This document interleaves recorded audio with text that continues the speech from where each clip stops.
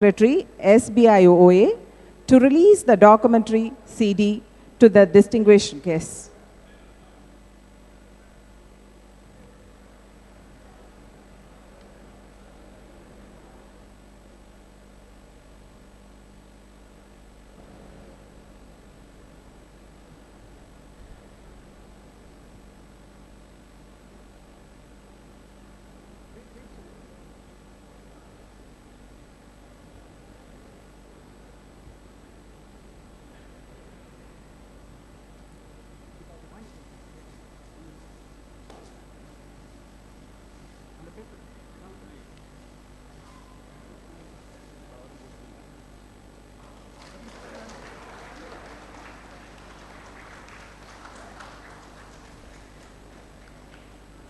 Our beloved President,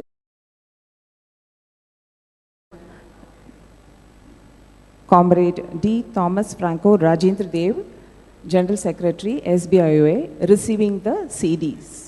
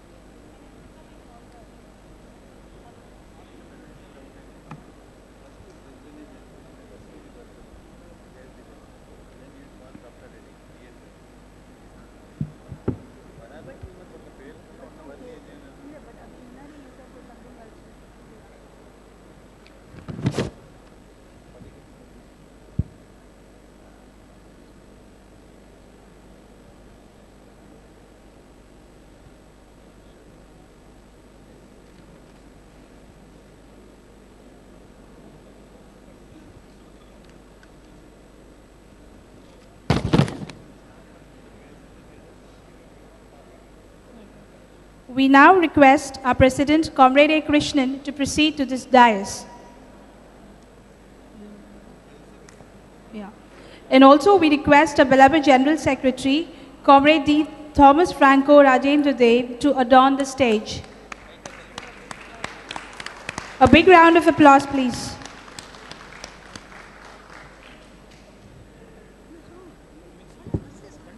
Now we call upon Dr. D. N. Reddy, Professor, National Institute of Rural Development, Hyderabad, to be on the stage, please.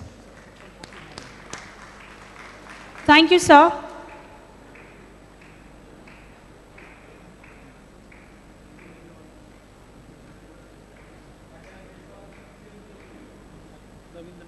Now we call upon Comrade Y. Sudarshan, the General Secretary and President of IBOC.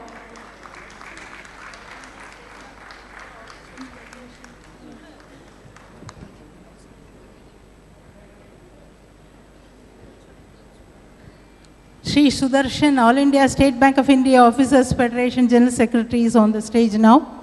Next is Comrade E.A.J. Moses, former General Secretary of our association. Moses Sahab, the former General Secretary of our great Tamil Nadu Chennai circle. We are welcoming him. Let us welcome him with a very great thunderous clap.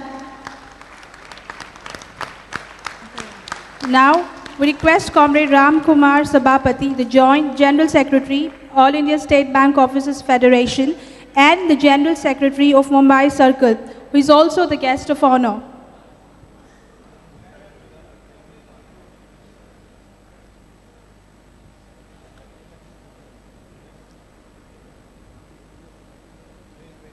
Now Shri Sabapati.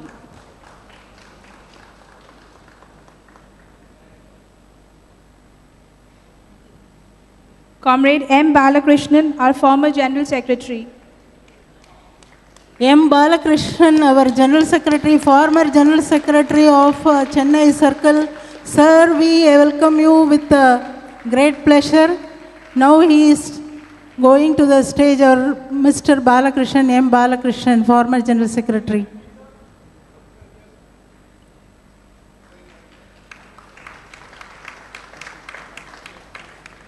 Now we request Comrade Soumya Datta, the Vice President, All India State Bank Officers Federation, and the General Secretary of Bengal Circle.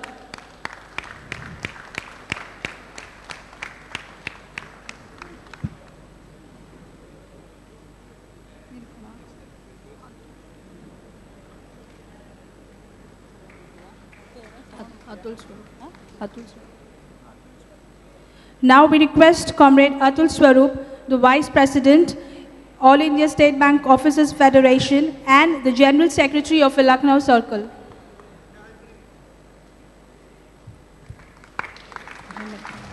Lucknow circle के महासचिव का स्वागत करते हैं हम.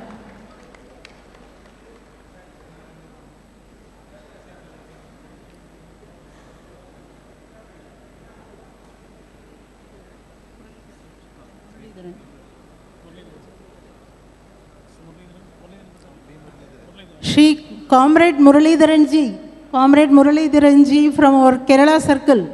Comrade Muralidharan ji from our Kerala Circle, General Secretary Kerala Circle, we extend a hearty welcome to the stage, Comrade Muralidharan.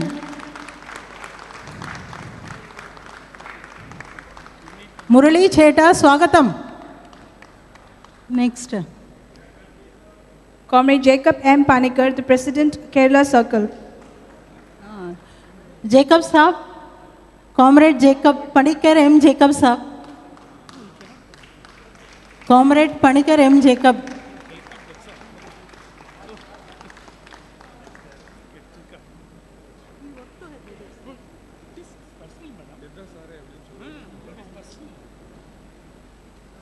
Now we welcome Comrade Trika, the DGS of Chandigarh Circle, on the stage, please.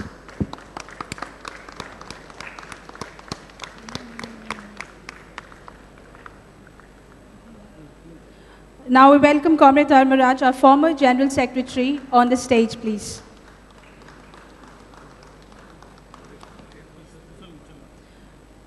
Comrade Parth Sadi, our former General Secretary, we welcome you, sir.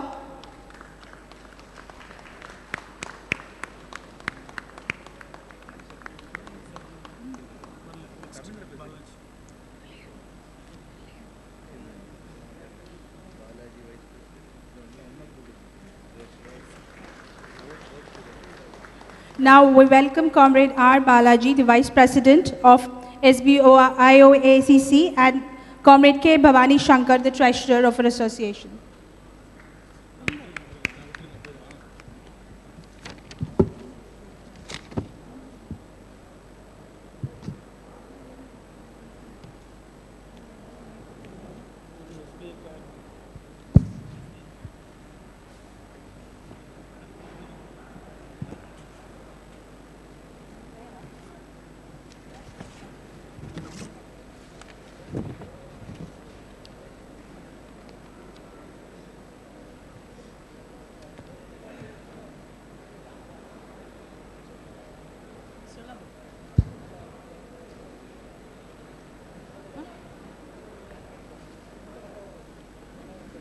Ladies and gentlemen, now the program is going to start. உலகம் யாவையும் தாமுள வாக்களும் நிலை பெருக்கலும் நீட்டலும் நீங்களா அலகிலா விளையாட்டுடையான் தலைவர் அன்னவர்க்கே சரண் நாங்களே. All things bright and beautiful and all creatures great and small, All things bright and wonderful, the Lord God made them all. Mukam karoti vachalam pangum lankayatem girim. So we shall start the program with a prayer. We request all of you to stand up for the prayer. நீராறும் கடலுடுத்த நிலமடந்த எழிலொழுகும் சீராரும் வதனமென திகழ்வரத கண்டமிதில் தெக்கனமும் அது சிறந்த திராவிடனல் திருநாடும் தக்க சிறு பிறை நுதலும் தரித்தரனும் திலகமுமே அத்திலக வாசனை போல் அனைத்துலகும் இன்பமுற எத்திசையும் புகழ் மணக்க இருந்த பெரும் தமிழ் வணங்கே தமிழ் வணங்கே உன் சீரிழமை சிரம்பிருந்து செயல் மறந்து வாழ்த்துதுமே வாழ்த்துதுமே வாழ்த்துதுமே.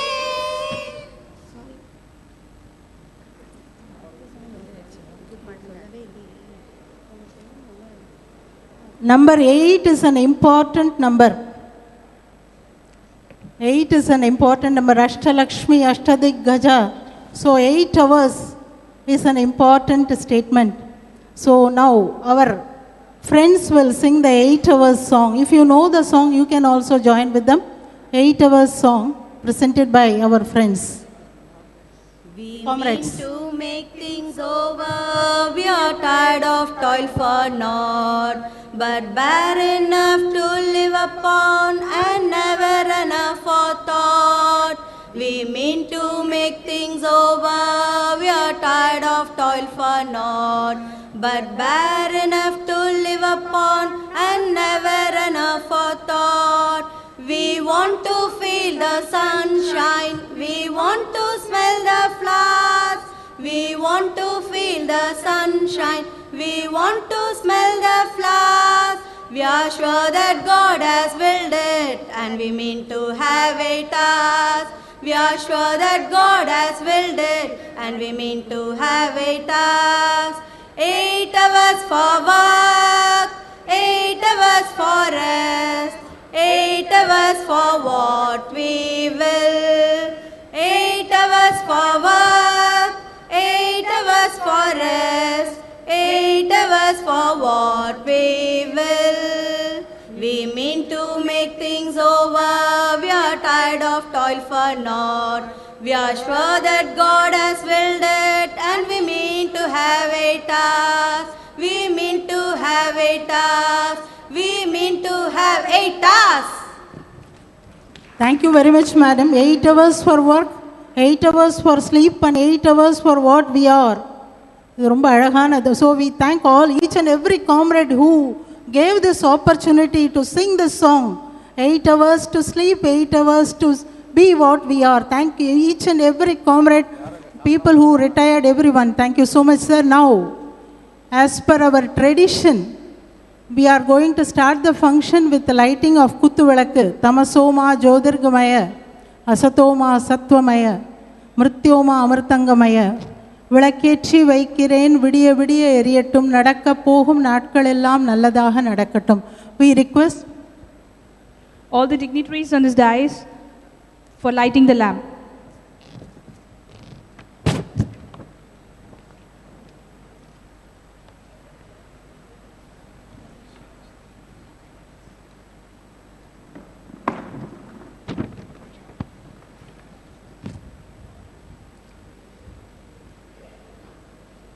Let us all clap.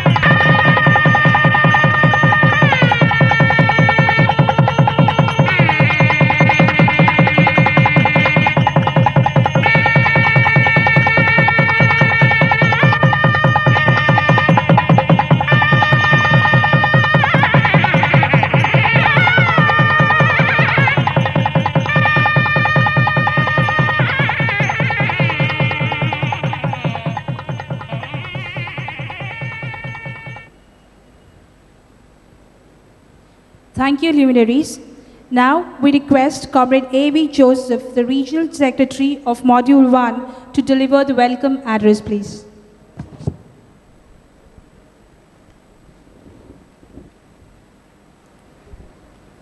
Good morning, comrades.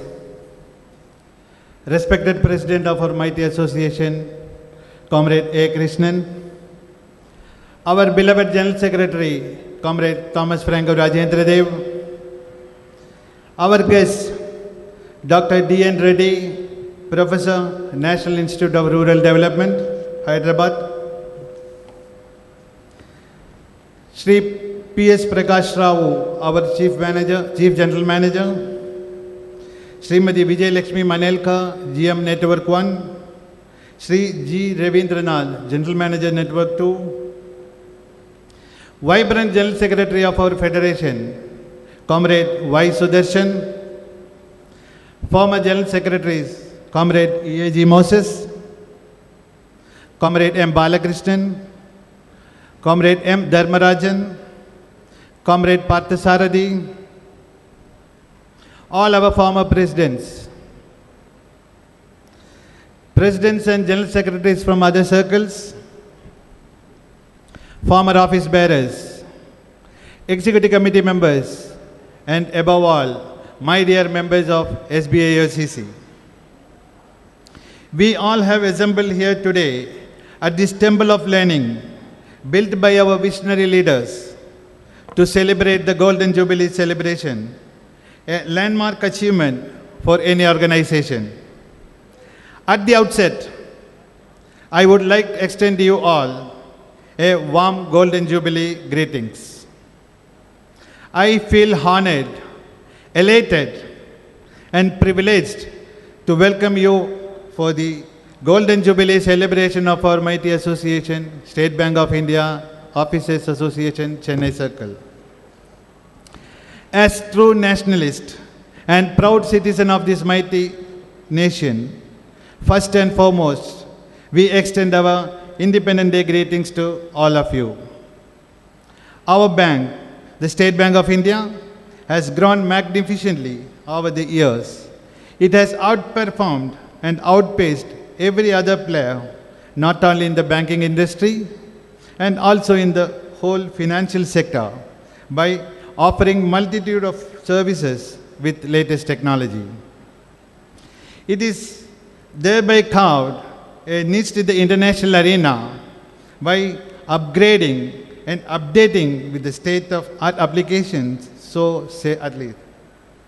The association, SBIOA, championing the cause of the supervising staff of our bank, emulating the bank, has also attained the leadership position in the trade union circle, not only in the banking industry, but in the entire trade union sector of our country. It has spearheaded the cause of supervising staff in all the spheres of life, extending its services from cradle to grave in the true sense. Chennai has always been the hotbed of trade union activity. It was here the first trade union was registered and started celebrating the May Day with enthusiasm. On the same footsteps, today, the Chennai Circle Association stands tall as a beacon of hope, not only amongst the affiliates of our federation, but also for the trade unions in the country.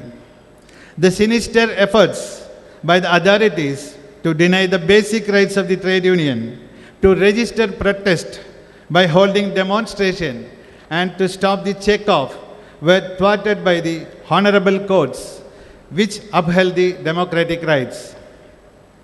These achievements have propelled other trade unions to vigorously pursue their demands and oppose any move to suppress the trade union movement. This association also have integrated with our day-to-day life. With a sense of satisfaction and with utmost humility, we welcome our guests for celebrating this occasion. Let me first welcome our guest who has agreed to inaugurate this conference, Dr. D.N. Reddy, Professor, National Institute of Rural Development, Hyderabad, we welcome you, sir. Now, on this august occasion, we have amongst our leader of the circle, our Chief General Manager, Shri P.S. Prakash Rao as the chief guest, and our General Managers of the circle, the ever-smiling Madam Srimati Vijayalakshmi Manelkar, and a friendly and affable Shri G. Ravindranath, GM Network 2. They will be joining us shortly. Our leader, the General Secretary of our Federation and President of IBOC, Comrade Y. Sudarshan, who has continuously been taking steps to make the Federation vibrant and fight for the cause of members, has honored us by gracing this celebration with his keynote address. We welcome you, sir. The leaders of our fraternal organization has always been with us in every function of our association. The bondage has become strongest over the years, and we welcome our fraternal organization. They will be joining us shortly. Comrade Ram Kumar Sabapati, the Joint General Secretary of our Federation and the General Secretary of our Mumbai Circle and son of soil, is with us as our guest of honor. We welcome you, sir. On this joyous occasion, before we extend our welcome to our Federation leaders, we feel it would be appropriate to welcome all our elders, our past presidents, past general secretaries on the dais and off the dais, and all our past office bearers who have toiled hard to build this association into a great edifice. The presence of presidents and general secretaries of our various affiliates and their love and affection on our association make us feel proud and privileged. Comrade Saumidatta, General Secretary of our Bengal Circle, Comrade Atul Swarup, General Secretary of our Lucknow Circle, Comrade V. Muralidharan, General Secretary of Kerala Circle, Comrade Jacob N. Panikya, President Kerala Circle, Comrade K.K. Trika, Deputy General Secretary Chandigarh Circle, are all here to participate and be part of this historic Golden Jubilee celebration. We welcome each and every one of you, sir. Last but not the least, my dear comrades, the lifeline of association, we welcome you all to join us in the Golden Jubilee celebration. This occasion is celebrated in the presence of all these dignitaries, just not to feel elated and sit on our laurels, but to take a resolve and rededicate ourselves to protect this organization from the multiple onslaughts. I welcome you once again on behalf of my beloved association, SBIOA. Inqilab Zindabad, our unity Zindabad. Thank you, comrades. Thank you, sir. Most of us have visited the website of SBIOA Chennai Circle to check our arrears amount, among others. Today, we rededicate an updated version of our association website with added features like matrimony, etc. We now request Comrade Parthasarathi, former General Secretary, SBIOA, to launch the new website and app.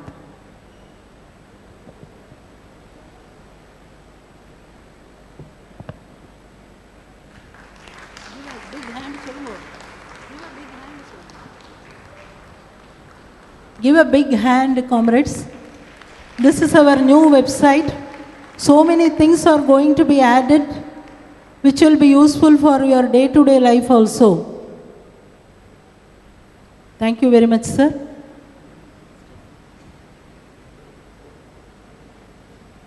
Now, we request Comrade A. Krishnan to deliver the presidential address, please.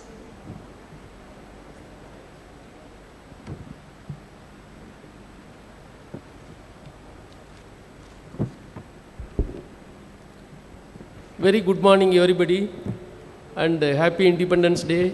Today is our 69th Independence Day. We are celebrating everywhere. distinguished Professor Dr. D.N. Reddy, the National Professor of National Institute Rural Development, Hyderabad, our beloved General Secretary of our mighty Federation, and also the President of All India Bank Officers Confederation, Comrade Y. Sudarshan, our veteran leaders, Comrade E.A.G. Moses, our former General Secretary, Comrade M. Balakrishnan, our former General Secretary, Comrade Dharmarajan in absentia, Comrade K. Parthasarathi, our former General Secretary, other veteran leaders of the dais,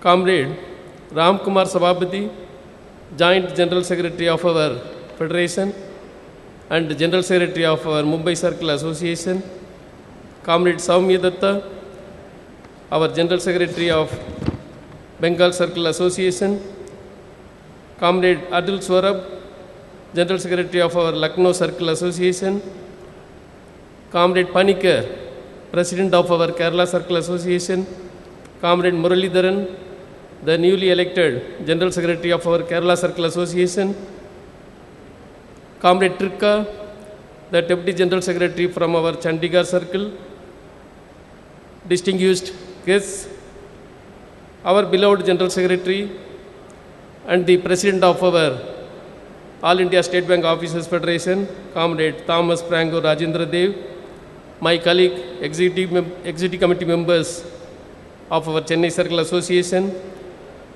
above all, my dear militant comrades. At the outset, I would like to congratulate each and every one of you on this important occasion of our Golden Jubilee celebrations and also the celebrations of our Independence Day. We are extremely happy that our veteran leaders who have sacrificed their life for the cause of our members and fought for the welfare of our members have come here to bless us and to witness the mega function of our celebrations. But for their dedicated and committed service to our organization, we would not have been what we are today. Whatever the comforts, whatever the facilities we are enjoying today as our service conditions, as per our service rule, it is all because of the outcome of their sustained struggle and their leadership role. I take this opportunity to salute the stalwarts of our organization who are always source of inspiration in our day-to-day activities. This particular hall of our SBOA School and Junior College has been suitably named as K. Sitaram Hall. Comrade Sitaram, he was our founder, General Secretary of our Circle Association. Comrades, in the journey of our association, the journey of 50 years, there have been many ups and downs, but the members' comfort, members' welfare, it has been kept intact, and the organization has been a protective shield for the members during the turbulent times. The association has completed 50 long years of service since its inception on the 14th August 1965. The visionary leaders who have been at the helm of affairs have always ensured and strived to see that our members are well protected, and they have always fought for the welfare of our members, and they have ensured to see that the organizational flag fly very high during all these years. It was possible because of the wisdom, talents, and the leadership qualities of our elderly leaders. Apart from our bargaining activity, the association has been undertaking many other activities non-bargaining activities like SBIOA Educational Trust, which was formed in the year 1978. It is the brainchild of our visionary leader, Comrade E.A.G. Moses, who is adorning the dais here. And today we are having 9 schools in Tamil Nadu and Kerala. And more than 30 students are in our role, and more than 1,500 teaching and non-teaching staff are rendering service to the society. We are also having SBA officers, Thrift and Cooperative Society. You all witnessed in the documentary show. And that is serving the members whenever they need any financial assistance, apart from developing the cooperative culture in our bank. We are having sports wing, women's wing, cultural wing, literary wing, social services wing. All these activities we are undertaking in order to see that our members are able to avail of all these facilities. The latest being the housing activity. We are having our SBI Officers Association Unity Enclave housing project. It is going on well at Mampakam in Chennai. All our activities like this, we have been successfully carrying out due to the active participation of our dear members. I feel pleased to share some of the latest achievements of our Circle Association. You are all aware, the specialist officers who were formerly called as RMROs or OMR, that is officers for rural and recovery purpose. Their services, we fought for their rights and we got them regularized in their services, and we were the first to enroll when they were on contract service as our members of our association, and now they are regularized in service and they are no more called RMROs, they are called Assistant Manager Specialist. So that is the position now. And we have fought for the rights of our officers community in the entire country, not only in our federation but also in the entire confederation, by obtaining stay on taxation on perquisites, and it is due to this many of our officer colleagues, they got great relief of that burden of taxing, income tax. Then we also got another stay in the Honorable High Court of Madras on LFC on foreign travel, and that is also benefiting many of our comrades undertaking their trip to foreign countries. And you are all aware, the management wanted to curtail the check-off facility available to officers, and we fought it successfully, and now we are having that check-off without any problem. And there was attack on presidents and general secretaries for undertaking, for doing legitimate lunchtime demonstration, and charge sheets were issued on presidents and general secretaries. But then our Circle Association, we thought it fit to take up legally, and finally the charge sheets issued on president and general secretary of Chennai Circle Association were quashed, and by that there was end to that action of charge sheets issue. Then we have also played, our Chennai Circle Association, we have played major role in rendering support to our federation, confederation,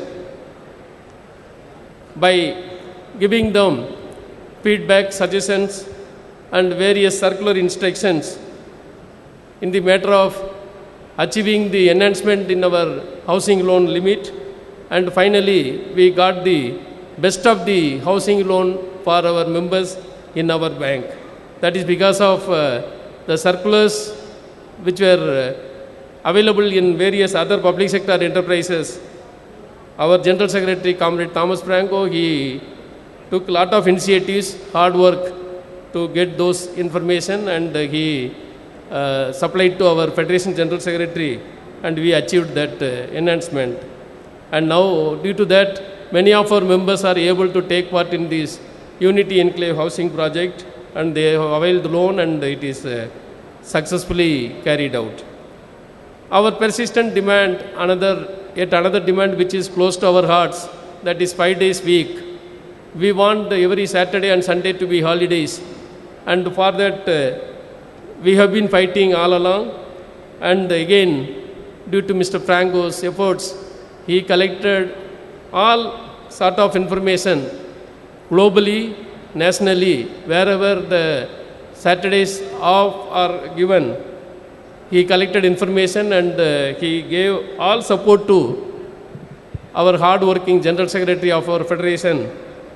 And finally, in the entire banking industry, we have got these 2 Saturdays off, that is the second and fourth Saturdays off for our not only offices but also for the entire banking sector, and that we are expecting that it becomes reality soon. All these actions, programs of our Circle Association, we have been successfully carrying out with your continued support and active participation in the trade union activity. I am sure the association, Chennai Circle Association, will reach the pinnacles of glory by your active participation again, and let us all unite together. Let us motivate the young generation. There are more number of young officers coming into our bank, and being elders, it is our bounden duty to teach them the importance of our trade union, and also we have to bring them to our fold, and let us all unite together, and let us all work together to see that SBIOA CC flag fly very high. Thank you very much for this opportunity, and wish you all the best. Thank you, comrades. Mikka Nandri, sir. Dhanyavad. Thank you very much.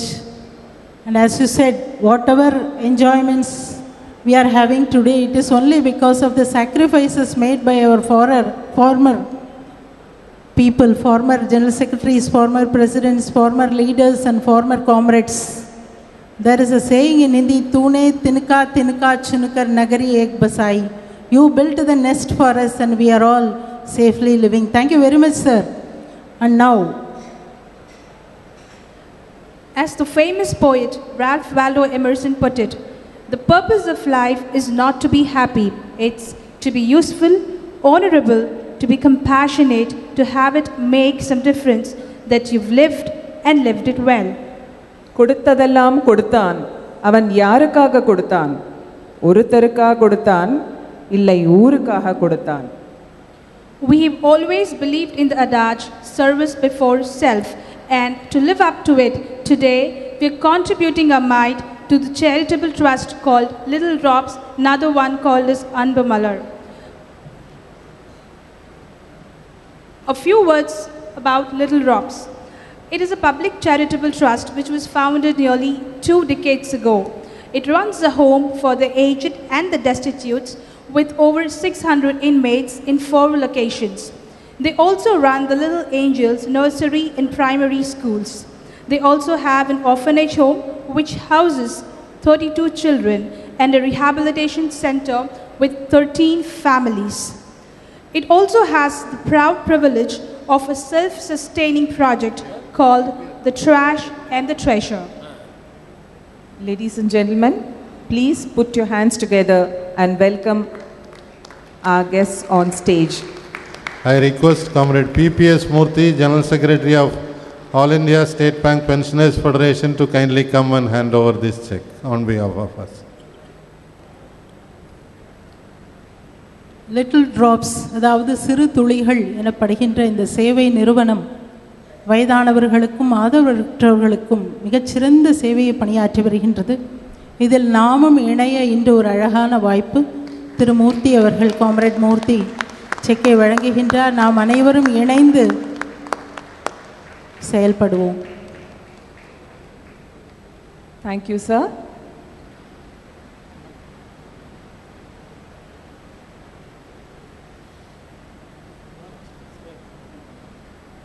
Thank you so much.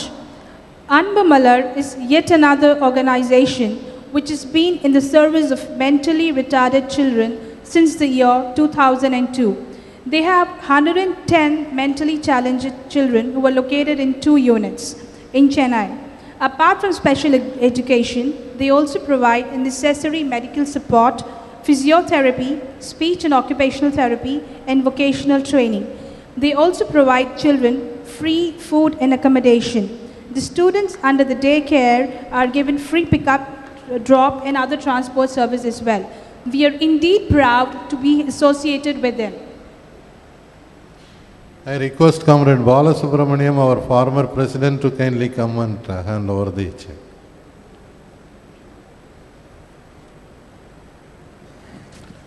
I request the regional secretaries to kindly come to the dais.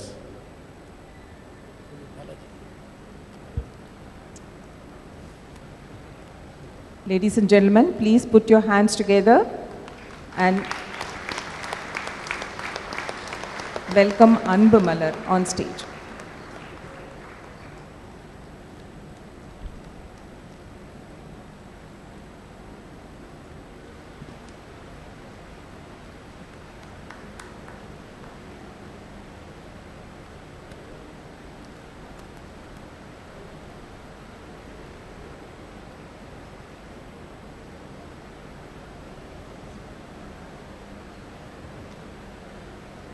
The next item is the introductory address. We welcome our beloved General Secretary, Chennai Circle, Comrade Thomas Franco Rajendra Dev, to come to the dais for the introductory address.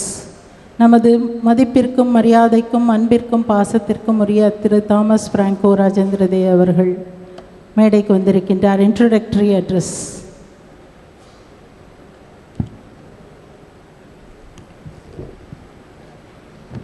Our beloved President, Comrade Krishnan, our beloved General Secretary of the Federation, Comrade Sudarshan, our guest Dr. D.N. Reddy, a great economist who has taken the pain to come and share his ideas and vision for us.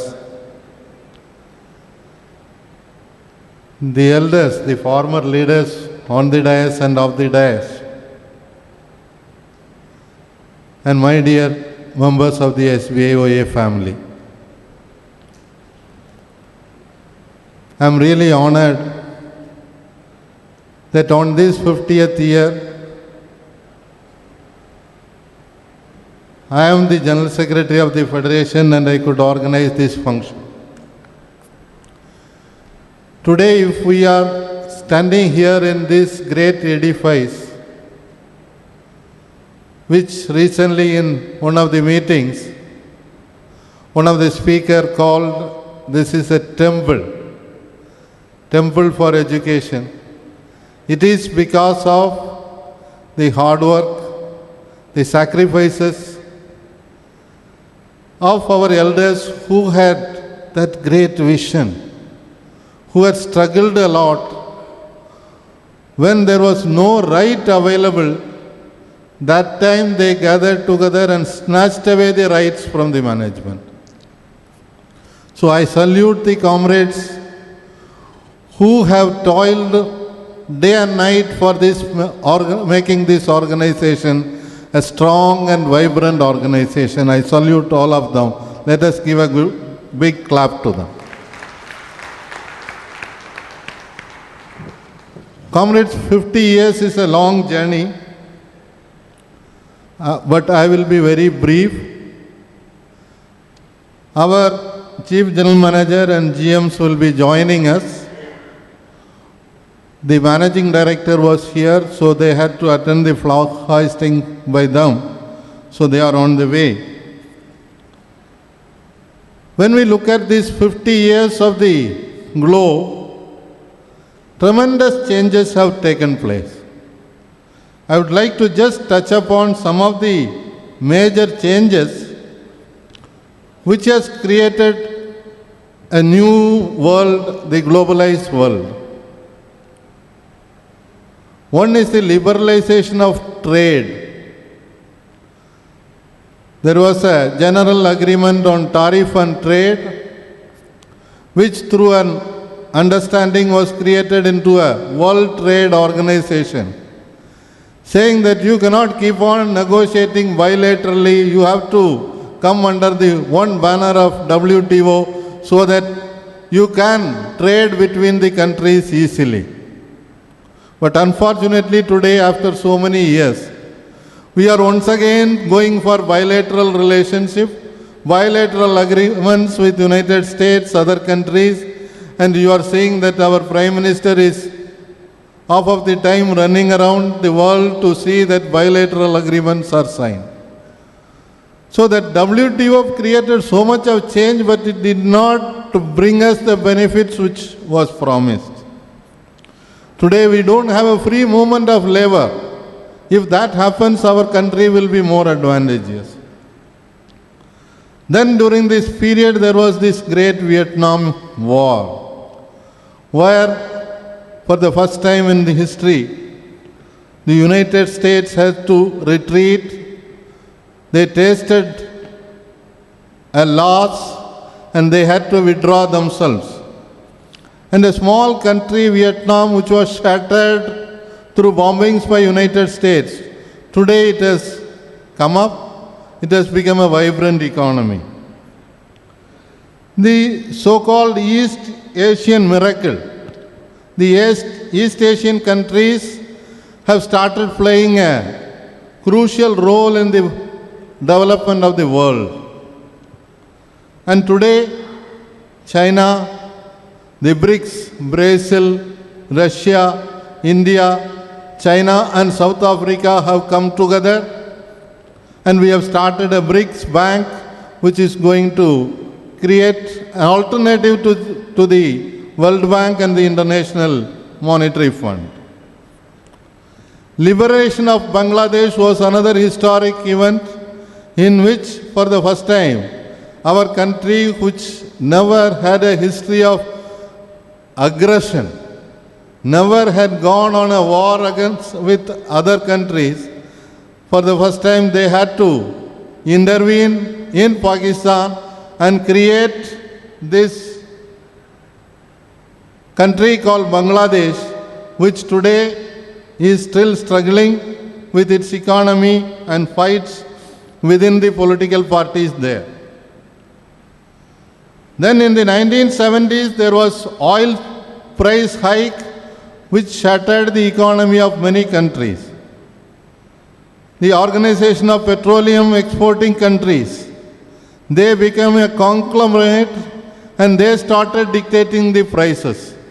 But today that unity is broken, because of which individual countries have started selling petroleum and petroleum products, because of which the petroleum prices have gone down, which is giving us some advantage. The European economic integration was another new effort. Instead of fighting between the countries, a cooperation was created through the European Union. A new currency, euro, was created. But again, there are a lot of stress. They have not been able to achieve what they had aimed at. Resurgence of China. This is one of the greatest things which is happening, that China has become the most powerful after the United States economically, militarily, and it is stated that within another 7 years or so, China will be ahead of United States in the global economy. Now that we have a good cooperation with China, India and China will be able to play a major role in the future of the world. a slow rise in India. Our country, after independence, has been growing in a faster pace for some time. Then there was stagnation. Again there has been growth. And now again we have certain problems. And we are trying for once again marching ahead. But unfortunately, the income inequality in the country is increasing. The gap between the rich and the poor is increasing. That is a dangerous trend. Collapse of the Soviet Union. After the formation of the Soviet Union through the October Revolution in 1917, lot of changes took place across the world. Many socialist countries came into existence. Workers became participants in the management of the country itself. And that created lot of opportunities, lot of protections like the pension benefits, provident fund. All this could be possible, and many acts were enacted in different parliaments to give protection to the workers. But after the fall of the Soviet Union, the working class itself is in a weaker wicket. The digital revolution which is taking place, which even our Prime Minister keeps on talking about, the digital India. Today the technology has made the world so small. What is happening across the globe, it affects us. And today even the very elderly people, they use Skype and talk to their children who are in United States or England or anywhere else. And our banking platform also is changing. The bank keeps saying that 64% of our transactions have been switched over to the digital platform, that is alternate channel. So they are thinking, why should we have so many people? It's a major question. But all along the technologists, economists have said that the human beings cannot be replaced by the machines. Machines are only to support the human beings to do the work with lesser difficulties. The breakdown of the states in Middle East and West Asia is another historic thing. Today, these countries are in a turmoil. Iraq was once a secular state. In the name of finding nuclear bomb which Saddam Hussein had hidden, the United States went on an attack and hanged that Saddam also, but they could not find any bomb. But today Iraq is in turmoil. Libya is in turmoil. Some new organization called Islamic State has emerged. Boko Haram has emerged. It is all because of the increasing inequality and unemployment. The youth are getting attracted towards these terrorist activities. And squarely, if anyone has to be blamed, it is the United States which has to be blamed for creating a situation. The climate change is one of the biggest dangers which we are facing in this last 50 years. Globally, so many agreements are being tried, but in spite of that, the developed countries, they don't want to reduce their carbon emission, which may lead to disappearance of islands, countries like Maldives, if the meltdown of ice increases.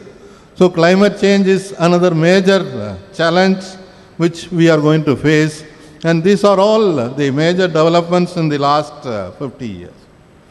Comrades, today globally, the finance capital has become more powerful than the national governments. What is happening in Greece today can happen to the other countries. Greece is a country which had Homer, a country which gave birth to Alexander the Great, Socrates, Aristotle, the Olympics, but that country is today in turmoil. The population of that country, they voted against a reform, the so-called economic reform. In spite of that, the government which was elected on the plank of opposing the reform today is implementing those same reform because there is something called a tricor. The European Union, Germany and International Monetary Fund together are forcing that government to implement the reforms in the name of giving loans. So today in many countries, because of the dependence on the finance capital, the freedom for the parliaments itself is being taken away. This is going to be a major danger for the future. And unfortunately, the trade union movement across the globe, across the world has not come up with an alternative. They have not come up with struggles. But there is also some silver lining in many countries, including France, Europe, England, Italy, Spain. The trade union movement is once again coming into focus. Large agitations are being conducted. Recently, you must have read, in England, the underground railway network, which caters to millions of people every day, there was a strike and the entire tube is the railway system they call, that was closed down. So there are certain indications that the trade union movement is once again coming back and that larger unity is required at the global level.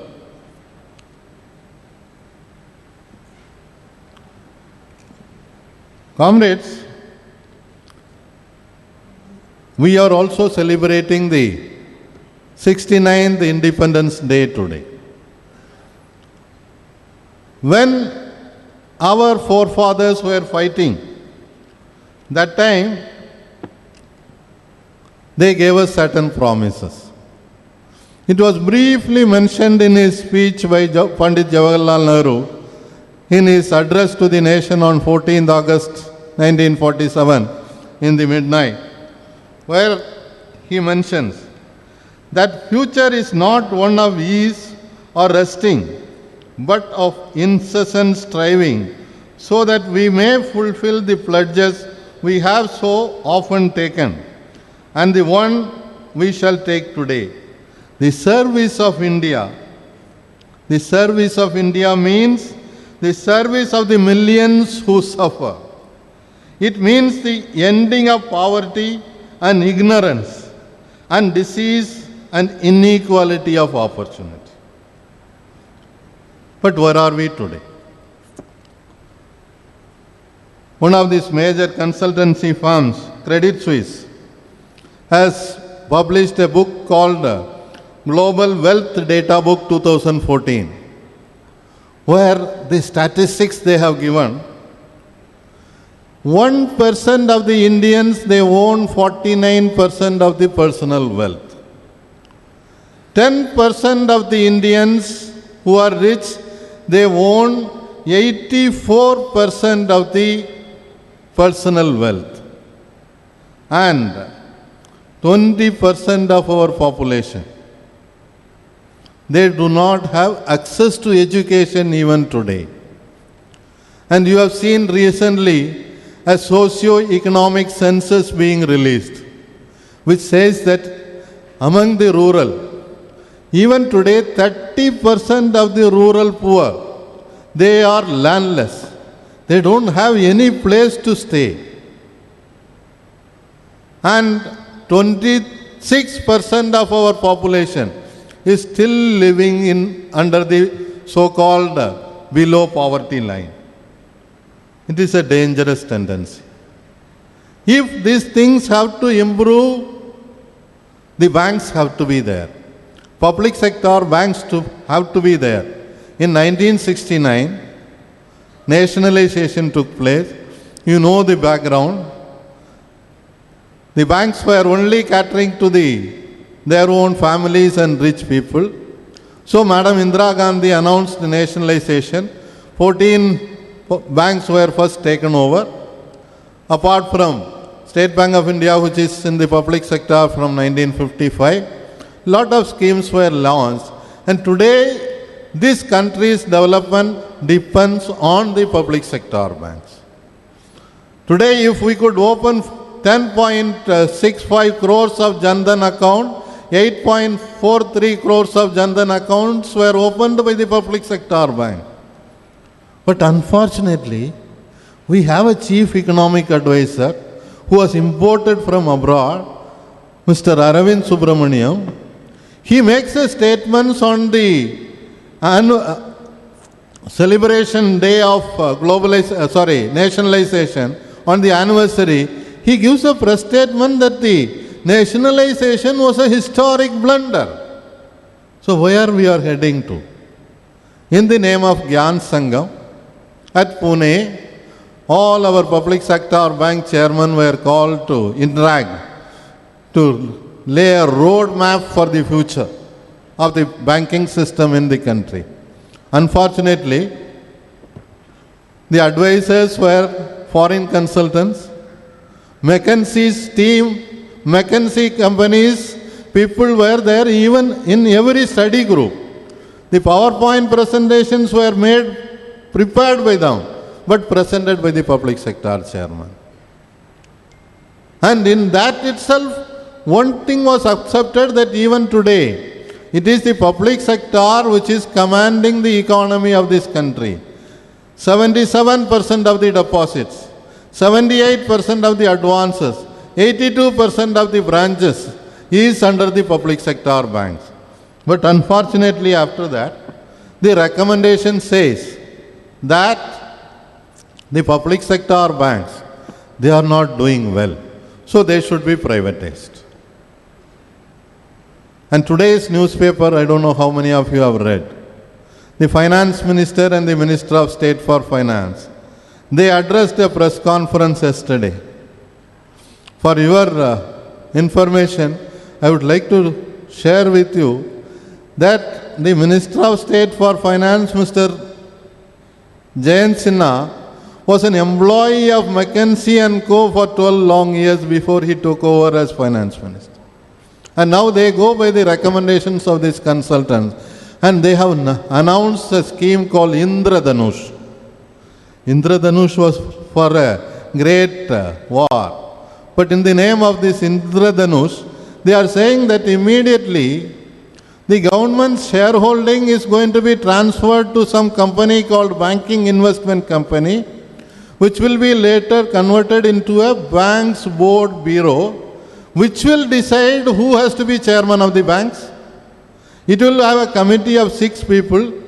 3 people will be from the government, 2 people will be from the private sector, and 1 person may be from Reserve Bank of India. They will decide who will be the chairman of the bank, who will be the managing directors of the bank. And you have already seen that 2 people from the private sector have been made chairman of the public sector banks. And another attempt which has been suggested in the Gyan Sangam is to take away the hard-earned rights of our 50 years of struggle. Today we have bipartite settlements. Because of the bipartite settlements, we are able to get a better salary, better perquisites. But today,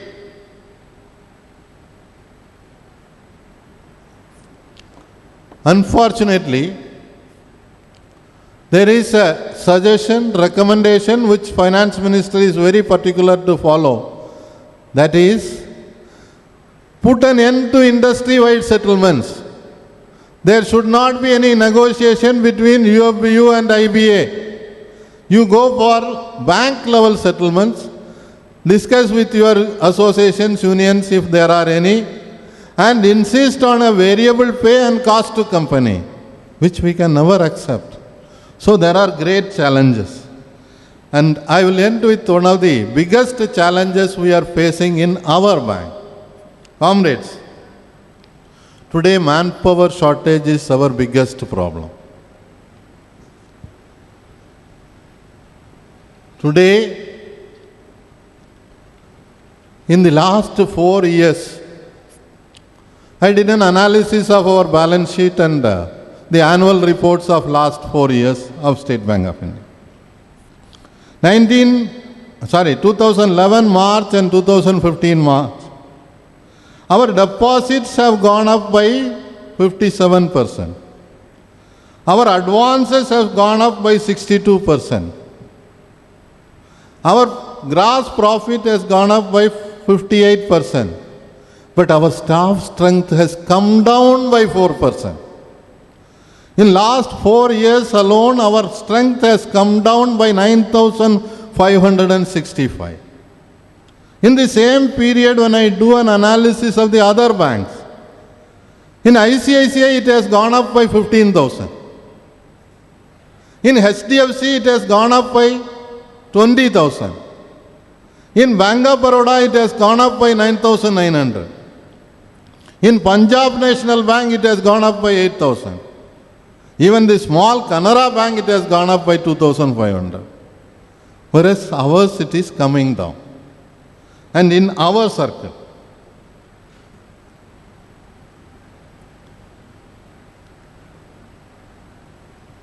the same period of 4 years, our deposits went up by 59%. Our advances have gone up by 70%, whereas our staff strength has come down by 15%. The strength which was 15,202 as on 2011 March has become 12,903, a reduction of 2,299. It's a major concern which we have been representing to the circle management and also the corporate management. I am glad AGM HR is here with us and CGM HR is going to join us. We have done a study by our own association, comparing the manpower requirement which has been given by the Boston Consultancy Group and the potential of the branch. What we feel is that we require another 1,097 officers for this circle and another 1,481 clerks for this circle. This is based on a branch-wise study we have done. And again, the career development system which has been proposed, again by the Boston Consultancy Group, we have done a study. How many of people are happy with that? With a 10-point questionnaire. Almost 95% of the people, they are dissatisfied with the suggestions of the project's auction. These figures we will be submitting to the bank at the circle level as well as the corporate center level. Now, comrades, I will just outline few future plans we have in mind. On behalf of the Executive Committee, I would like to just make some 10-point suggestions which can be debated. In the afternoon session, our members are going to interact. In that session, you can give more input, you can give more ideas, but I will just outline few. One, as an organization which has been a pioneer, in many fields because of the leaders who are sitting here and sitting here, which was outlined by our President, Comrade Krishnan. Today, we are considered as a leader in the industry. So it is time that we strengthen the movement, align with the financial sector trade unions and also with the other central trade unions so that we are able to face the onslaughts from the government which wants to take away the trade union protections available through change of laws and converting the trade union acts into just certain codes which have to be implemented. Secondly, we have to enlighten our membership, give lot of intellectual inputs. For that we have started the process. We have started a collaboration with Jawaharlal Nehru University. We are also trying for a collaboration with Tata Institute of Social Sciences. Here we are in negotiation with Madras Institute of Development Studies, so that we get lot of academic inputs to face the onslaughts and we are able to fight intellectually. Third is to create a strong cadre by increasing the number of cadre camps and training programs, more meetings and more activities, and create a family linkage between us, which is there, which has to be further strengthened. The educational trust, which has been the pioneer for the entire trade union movement. I don't think anywhere in the world, of course, Comrade Moses says that he started it with one input from Singapore where the taxi drivers were running a school.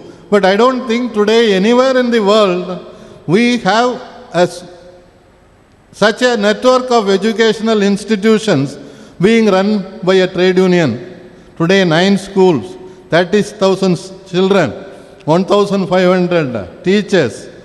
It's a great thing. And we have, today we are planning for another school in Nagar. We have purchased land. We have purchased another 24 acres of land adjacent to our housing project, where we will be starting also a college which will be focusing on finance, banking and public administration. I am very glad that our Chief General Manager has entered. As I told you, he had many programs with the Managing Director. Our GMs will also be attending.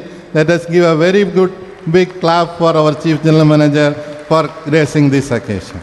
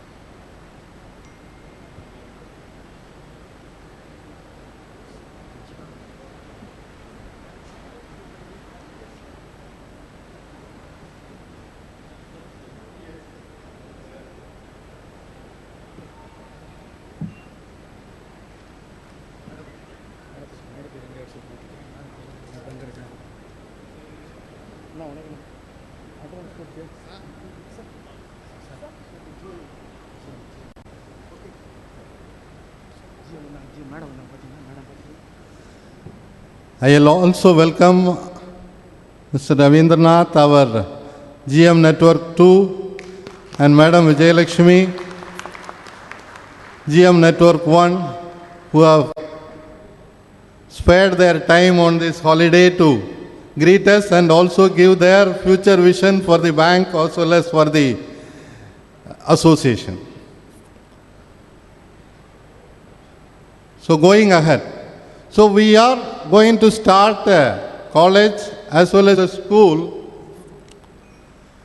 at Mambakam, which is in the Sonarur village, where we have purchased 24 acres of land. I have been requesting our chairman of the bank to kindly come and lay the foundation stone, but we will be doing it soon, very soon. So first time we will be starting a college, and one of the vision of Comrade E.A.G. Moses, he has spoken about a university, that one day you should have a university. Probably this will be a beginning for that. And we will be strengthening the institute through coaching classes. We already have coaching classes for banking exam, correspondence courses, and now we would like to go in for online coaching for banking recruitment as well as for the promotions. We will strengthen the sports wing, cultural wing, women's wing, the literary wing, youth wing, housing wing. These will be expanding. Already it is expanded to all the modules. This has to be strengthened to create a better bondage. We would also like to get into lot of studies which I was mentioning, having linkage with other universities and all, so that we can showcase the achievements of State Bank of India, showcase the achievements of public sector banks, and tell the common man that it is the duty of the common man also to fight to retain the public sector character of the banking system. To the management, we would like to give certain suggestions. We have a CNC on 21st. We will have a detailed discussion. We propose from the executive committee that we can adapt Ariyalur district, which is our lead district. We have two lead districts, Ariyalur and Tuticorin. There we can involve more people, including experts from outside, do a need assessment survey, and create new models of development for the entire district, which can become a pilot program for the country as a whole, for which we will be willing to devote time, energy, manpower, and even money. And we can also involve in the budgetary exercise. My suggestion is that we put in some extra effort in one region in every module to do a realistic assessment of potentials available, provide adequate training to the people, guidance to the people, create the linkages so that we are able to achieve more than what we are able to achieve today. And lastly, if one of the suggestions which was given by one lady comrade in a recent members meet at Trichy, she gave a suggestion. Sir, today the media is not looking at us. When we go on strike also, the media is not bothered. And yes, today the media is totally biased. And I don't know how many of you are aware, after Reliance took over TV 18, today they control CNN IBN, CNBC, CNN Avas, Enad TV, so many TV channels, media, firstpost.com, the websites, all that is controlled by media houses. So a suggestion was made by a lady comrade that we should start a TV channel of our own. Maybe here again we can become a pioneer if the executive committee and the membership agrees. This trust is capable of starting a TV channel. And so these are some thoughts for the future. With this, comrades, once again, I salute the comrades who have toiled day and night, because of whose hard work today we are in this better position, enjoying lot of benefits, enjoying better salary. So we salute thee. You gave us the courage. You showed us the path. You proved your might. You did not dither. You did not shiver. You stood upright. You made sacrifices. You proved your strength. You brought us glory. You got us the rights. You will be remembered always. You are the heroes who gave us our today by sacrificing yours. Thank you, Ananta.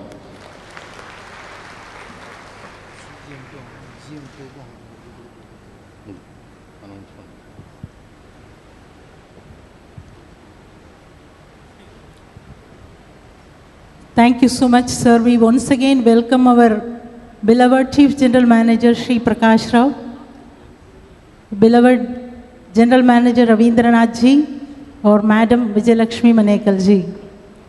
Thank you so much, sir, General Secretary, sir.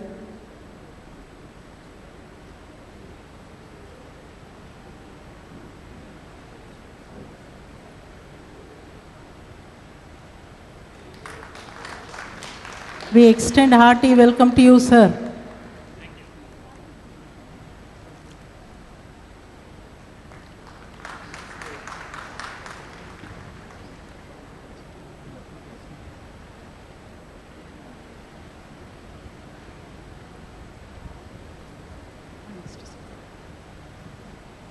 Thank you, luminaries.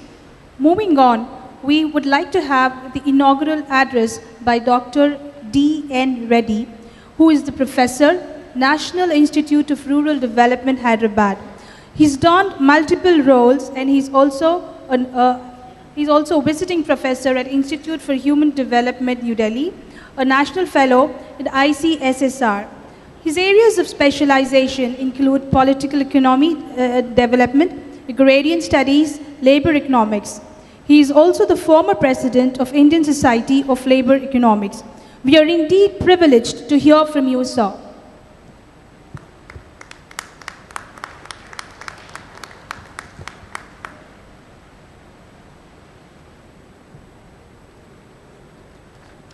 Respected President Mr. Krishnan, General Secretary Thomas Franco, General Secretary of the Federation Sudarshan, other distinguished past and present leaders of different circles of State Bank Union, the Chief General Manager and the other two General Managers, and friends. Let me at the outset thank the organizers, particularly Mr. Thomas Franco, for giving me an opportunity to be part of this Diamond Jubilee of the Madras Circle or Chennai Circle of State Bank of India Officers Association. I feel it is an honor, but I particularly think I don't have any distinction to be honored this way to give an inaugural address to such an enlightened group of officers with the kind of dedication with which they've not only been working in their own profession, but also looking at the society at large. But my only qualification is, I think I was inspired by the second part of the prayer. I too have a qualification that besides the first 8 years of sleeping, the second 8 years of work, 8 hours of work, I have also some 8 hours in which I have some place for society. We have been told, incidentally, I have also completed my post-graduation in economics 50 years ago. The last 50 years, I have also been told, inspired by people, that you could use your economics a little bit, looking at what it does to the rest of the society. Then, of course, moving up in your own profession, writing good papers. This is exactly where some problems come in. Because the way in which economists are looked in this country, and the way perhaps we try to look at economics and the process of development, there is likely to be somewhat a conflict. I was inspired by the graphic presentation of 50 years of global and Indian development by Thomas Franco, and the way in which towards the end he devoted to that third 8 hours besides sleep and work, what the State Bank of India Association in this part of the country has been doing. That's very inspiring. And he also drew a name and then referred to that of those who are considered to be very luminous economists now. They are also presenting a picture of it. He drew your attention to the fact that after 69th celebration of independence, we find that there are 36% of the people who are poor, 30% of the people who don't have land, 20% of the people who don't even have access to that of better health, and then you keep on going, rolling out the kind of conditions. But you have very illustrious set of people ruling this country, trying to give some kind of a picture. For instance, the same economic advisor says, I mean, if you must have seen the economic survey of this year, presents a picture that India is going to overtake China. The cover page of the economic survey shows how India's growth rate is going to, let's say, cross China's growth rate. And which means that you are trying to build a dream that as if growth is our target, as if overtaking all others who have at a higher growth is our target, and it doesn't stop there. There is another person who is also eminent from the point of position he occupies. He is the chief executive of Niti Aayog. We don't know what happened to Planning Commission. And he is also giving you a dream that in 10 years, the counting is from 2009, by 2019, Indian economy will be double the size of the present. If you make adjustment for purchasing power, by 2019, Indian economy would be of the size which would be bigger than the combined size of both Japan and Germany. And there is the same group also talks in terms of in another 20 years, Indian economy will account for 9% of the world, what we call as gross output, compared to the present 3%. I mean, these are the kinds of projections made, a single-minded obsession with that of growth. But I think the questions asked is, for whom is this kind of a prosperity? In fact, you must have read now, we are not happy with talking in terms of billionaires. We are not happy with that of the way in which the so-called high net worth individuals are increasing these days. The latest thing is, I was also surprised, it's called as ultra high net worth individuals. And they are growing at the rate of 17 to 20%. The wealth going to them is increasing. But Franco has given you a statistics which is itself baffling. Even as it is, 1% of the rich account for 43% of the wealth, and 10% account for more than 80% of the wealth. But if this group is accumulating at a rate, let's say, like 3 times even the high growth of 7%, what would be the future of this country? I think this is exactly the major question comes in. Where does this inspiration come from? This is exactly, one gets back into that of the language that we seem to be speaking in terms of growth is essentially the language of what we have been talking in terms of neoliberal regime, which is a product of what we are popularly referring to the unleashing of the liberalization, privatization, and globalization. See, one of the things that one would perhaps have to understand is, since when did we talk in terms of a globalization of the kind which we are discussing and of which we are a part? If we raise this question, there has been globalization with a long history, at least from, let's say, what we know from 15th century. People, trade, it has been happening across whatever countries they were at that time, though they were not nation states. But what we are talking presently is a kind of a globalization which is contemporaneous to us, which we have been witnessing in its own form where again I would link to that of Franco's point that he referred to, that we are under the spell of what is called as global finance capital.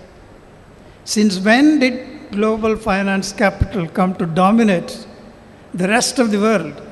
See, in fact, what we see in this connection between that of the countries where economic borders collapse, trade restrictions end, free flow of capital and let's say goods services cross borders, although people cannot cross as much easily, you find this is a phenomenon that emerges from early or late 70s or early 80s. How does it happen? See, this is exactly where, when it comes to the question of pressure on nations like India, or nations all over the world which are perhaps still developing countries or not so developed countries, if we look at, let's say, the history of this globalization, it could be seen, it begins with that of late 70s. This is where we can summarize into a statement. It is essentially a product of crisis in the highly developed capitalist countries and a crisis in capital's inability to earn profits in their own, let's say, territories. I mean, if we look at, let's say, for instance, Second World War, the end of Second World War, and let's say 1975, 45 to that of 75 is generally described as the golden age of capital or capitalism or the present form of capitalism. All over the world, everybody accepts the rate of growth of Europe and then of US between 1945 and that of, let's say, 1975, the 30 years, was one of the highest which they didn't witness even during the colonial times. This prosperity made them to be branded as a period of 30 years of golden age. But when it comes to the question of late 70s, you find that there is a sudden kind of, let's say, setback. One of the major things is that there was also a passing reference to that of oil crisis, when I think most of these highly developed countries, right from, let's say, US down to that of Japan, including that of Europe, build their industrial systems based on energy, the main source of being let's say petroleum, which was acquired at dust cheap rates from West Asia and other countries. Once, of course, is the late 1970s when oil countries come together and think that they have a different weapon to deal with that of these powers and raise oil prices in 2 installments. All these highly developed industrialized countries experience steep rise in their energy prices, their products become very expensive, their markets shrink, and it's also this 1945, 1975, where countries like India were allowed. I mean, this is another story one has to remember. When they have comfort in their own countries to use their capital to make profits, they may not bother about, let's say, others as much. But that's exactly where we were allowed to have our own constitution. We were allowed to have our own protective regime. We were allowed to have our own public sector dominated by, let's say, heavy industry, build capital goods industries. When this process happened parallelly, from 1950s to that of 75, most of these so-called large developing countries like India, also built up their capacities for production of heavy electricals. They can generate their own power. They have built their own steel industry. They can have their own machinery equipment industries. So the demand for not only these goods come down by the end of, let's say, 70s, but the demand goes down largely because the prices of these developed countries, because of the high energy prices, also become less competitive. It is in this context you find a design. This is exactly where you talk of the power of finance capital. You design a strategy that if you have to continue to have prosperity, you must have access to the markets of those countries which have built tariff walls, trade restrictions, controls. Therefore, you have to break it so that you can penetrate those markets. I mean, this has been done. If you could see that their crisis was sought to be, that means if they cannot invest their capital in their own countries because the returns are small, lower, they have to use that capital in other countries freely so that they can continue to earn profits. This is exactly finance capital emerges so powerfully. You know, the first victims in 1980s, if you observe, were the Latin American countries, where they have given them lavishly credit to those countries. The states in those countries borrowed. They have also built their own public sector, but they have given them loans to the point where they are not able to repay, to the point they would default. To give other loans, that story is repeating in Greece. They would put conditionalities, and you know that 1980s is supposed to be 10 years of a last decade for entire Latin America and some of the African countries. That means instead of counting growth rate upwards, these countries had to suffer because they had to swap their steel plants, airports, to pay this debt. And this is how they capture the entire, let's say, the Latin America during that point of time. 1980s, fortunately for India, which was, I think, putting a stiff kind of a resistance to that kind of conditionality and borrowing. In fact, we went for a loan and returned it to IMF. So in 1980s, India remained strong. But come 1991, that India starts, let's say the pressure is some one excuse the other.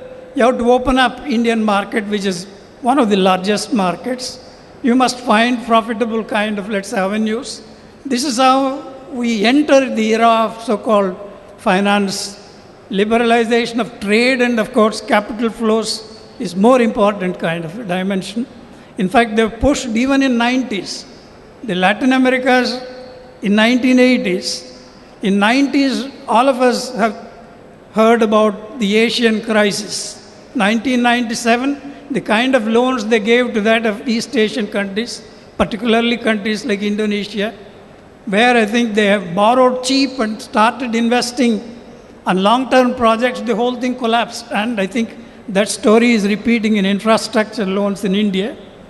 So if we have to learn lessons, the pressures on countries like India would increase with the crisis in those countries. If you continue this story, if you look at, let's say, 2008 as the biggest crisis, we know that the crisis is a creation of finance capital. The crisis is creation of the so-called finance capital, which started arrogating itself to that of so-called self-regulation, cut all kinds of, let's say, possibilities of any regulation, and then created, let's say, so-called derivatives in the name of innovation, financial innovation. They crossed all the limits of regular banking, which serves, let's say, society, and spread the, let's say, the derivatives all over the world, so that the whole world comes down crashing. And therefore, you know, that the extent of protecting these big, so-called too big to fail kind of slogans that we had at that time, this United States had to pump in, the state tax money, taxpayers' money had to pump in the name of quantitative easing. That's it, to revive these so-called big banks. I mean, that's the kind of a crisis, but they would like to pass on that crisis to other countries. So what I'm trying to suggest here is, when it comes to the question of pressure on Indian finance, if you look at, let's say, the percentages are given, the strength of, let's say, India's finance, that we survived 2008 crisis because we kept our house strong, protected, regulated, and insulated the country from that kind of a financial slippage. But now that is under attack repeatedly. That in fact, when it comes to the question of, let's say, the present situation, that you would perhaps find that public sector strength in the banking is supposed to be one of the biggest obstacles for the penetration of this capital. Insurance, the strength of LIC is an obstacle. Therefore, we know continuous pressure. And the parallelly, that's exactly where the rulers now, we also heard in early 2000s a slogan called India Shining. And then, of course, now this shining that we will become, let's say, 3 times bigger, cross China's growth rate, and then, of course, grow faster without, let's say, referring to that you are at the behest of somebody behind who is trying to put pressure. The finance capital puts pressure on you in the name of efficiency. And in fact, when it comes to the question of any standard of efficiency, any decent measure of efficiency, all of you know much better because particularly you have been making your public sector banks case much stronger. Whether you look from the point of view of productivity, if you measure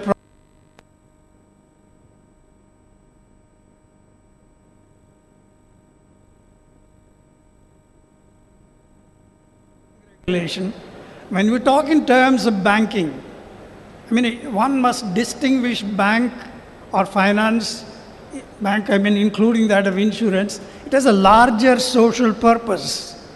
In fact, for the first time when we talk in terms of bank nationalization in '69, the whole argument, globally accepted argument for a bank as an institution is it has a larger social purpose. A social banking is not unknown, but you could see that the attack on the social banking is not new now.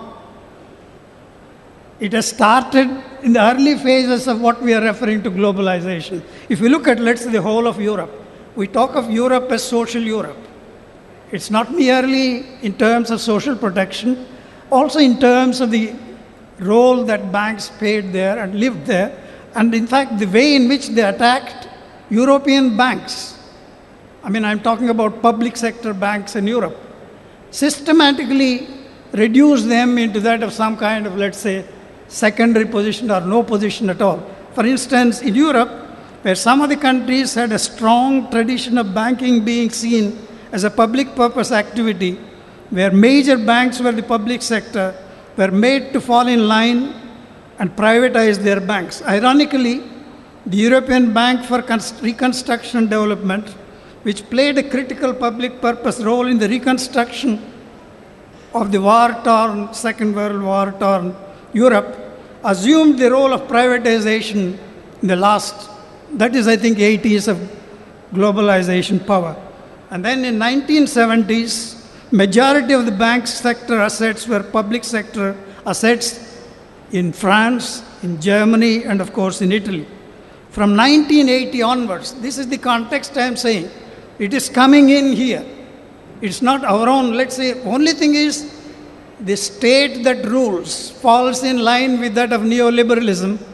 It falls in line with that of a slogan of growth, unmindful of, let's say, they would talk in terms of bringing black money, but they will not put a check in the rabid way in which money is made.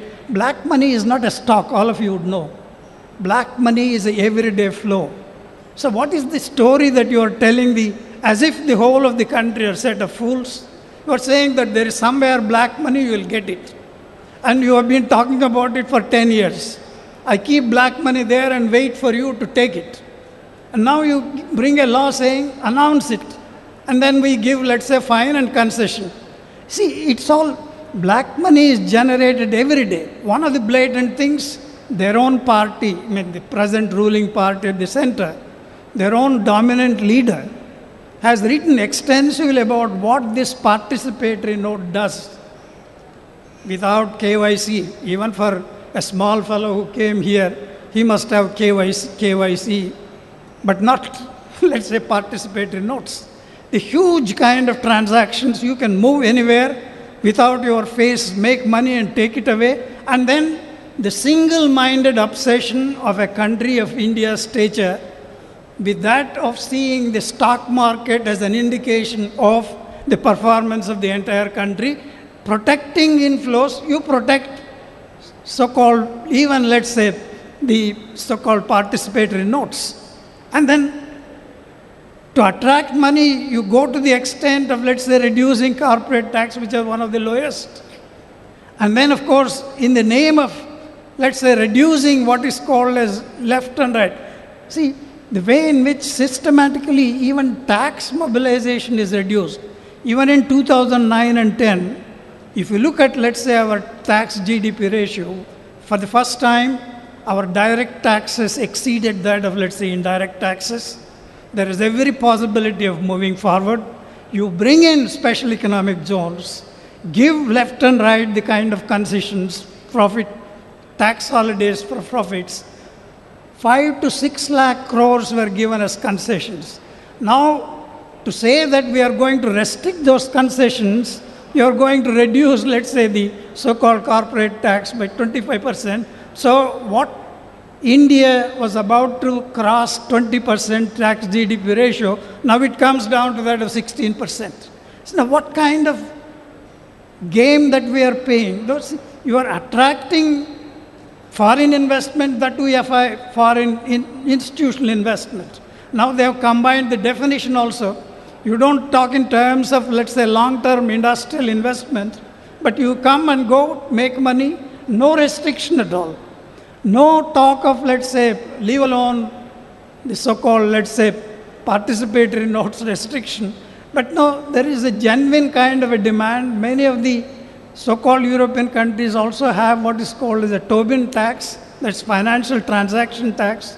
When you are allowing so much of money to flow every day, up and down, there is a threat of, let's say, volatility.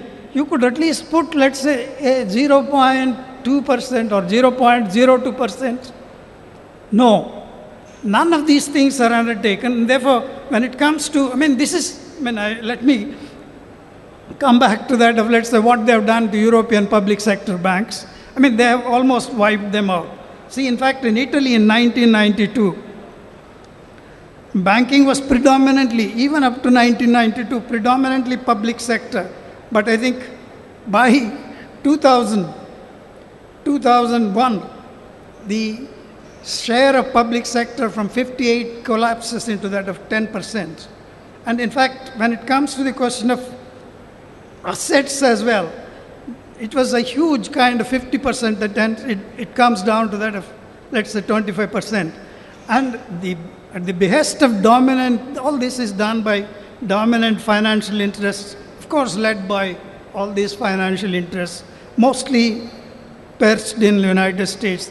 The entire architecture of regulatory structure, a financial system is changed in Europe. That's where we are in. If, of course, if there is a reference to that of Gyan Sangam, see, you find that the Gyan Sangam, the way in which reports are made, I see one newspaper repeatedly asking, what is happening to that of P.J. Nayak's report? That means that what is happening to that of privatization of public sector banks? Repeatedly they are asking. On the other hand, another newspaper projects public sector banks are likely to be strengthened by Gyan Sangam. That's the last thing that they were talking about. The way in which the Gyan Sangam was pushing through. And then, of course, openly, the Prime Minister himself said that you are giving me a set of, let's say, a memorandum, and he is talking about his own language. He is saying that, look, we are going to achieve this Jandan. And you see that one of the interesting things he said, the second line, after saying, of course, public sector banks participated hectically, and of course the major achievement, of course 80-90% is public sector which opened Jandan. But why they have opened? If you look at the Prime Minister's speech, he immediately said that we are expanding Jan Dhan, that is the financial inclusion. But the second line he said that the so-called linking of Aadhaar card to that of LPG has led to that of almost, let's say, 8 crores of people getting cash transfer. So he is coming out. Why he wants Jan Dhan is to use this Jan Dhan to bring in your cash transfer. That's also quite clear. The way in which, taking pretext that Finance Commission, 14th Finance Commission has increased allocation to that of states from 32% of the total revenues of center to that of 40%, they started withdrawing allocation to that of most of the social sectors, including that of so-called primary education. And of course, that's it. When it comes to the question of banks opening schools, yes, it's a great deal of public service, but how many banks can open? Because the other day we were talking about the way in which they have privatized across the board, from school education to that of, let's say, higher education.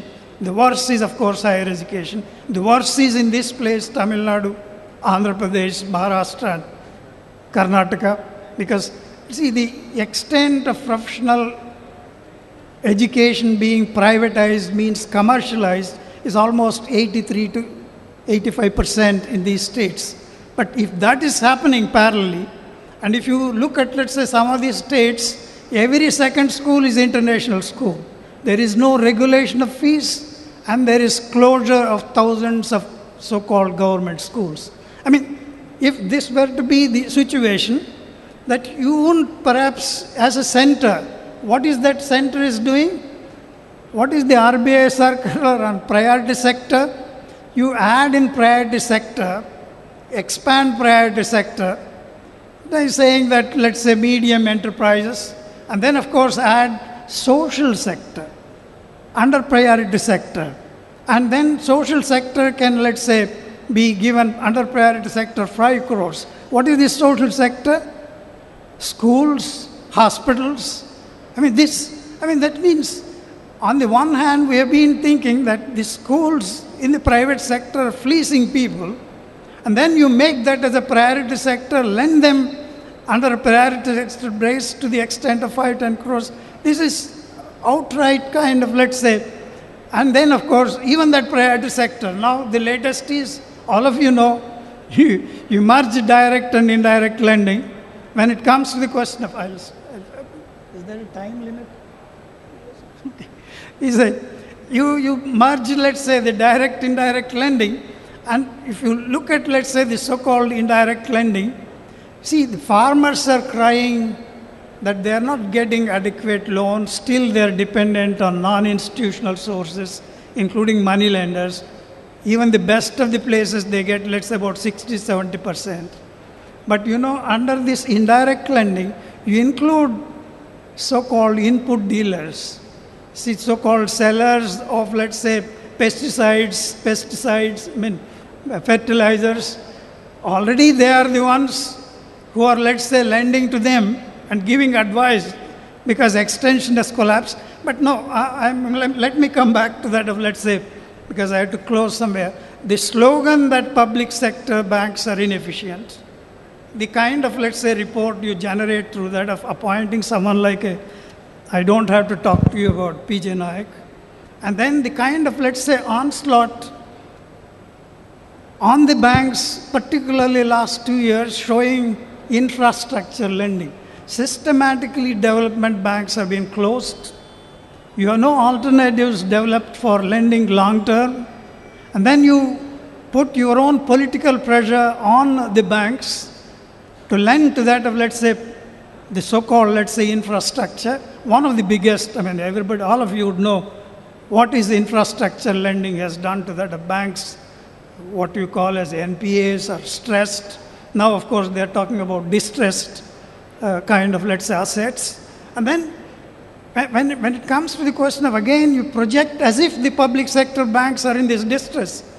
Proportionately, there are, let's say, it's the RBI's count, of the total lending to that of, let's say, banks, public sector banks, you find that 18% is infrastructure lending.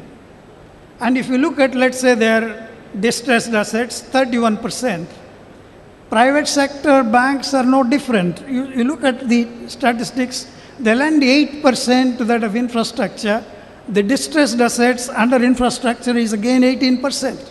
So if you push this an argument that only private sector is doing much better, it's guarding, it is true that private sector overall may be less amount of stressed kind of, let's say, assets, but the kind of pressures the government and the kind of, let's say, the nexus between the government and the corporate sector, we just put pressure on.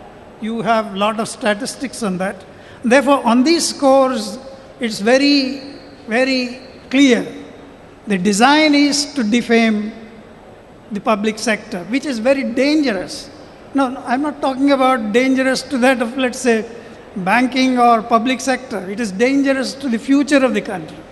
The way in which the insurance, LIC mobilized funds used for your infrastructure kind of purposes, you just try to minimize by extending share of, let's say, so-called foreign direct investment into that of insurance sector, and now perhaps try to bring in with the reports. And then add to that there is a PJ Nayak report, and there is a Malegaon report, and there is a bill now.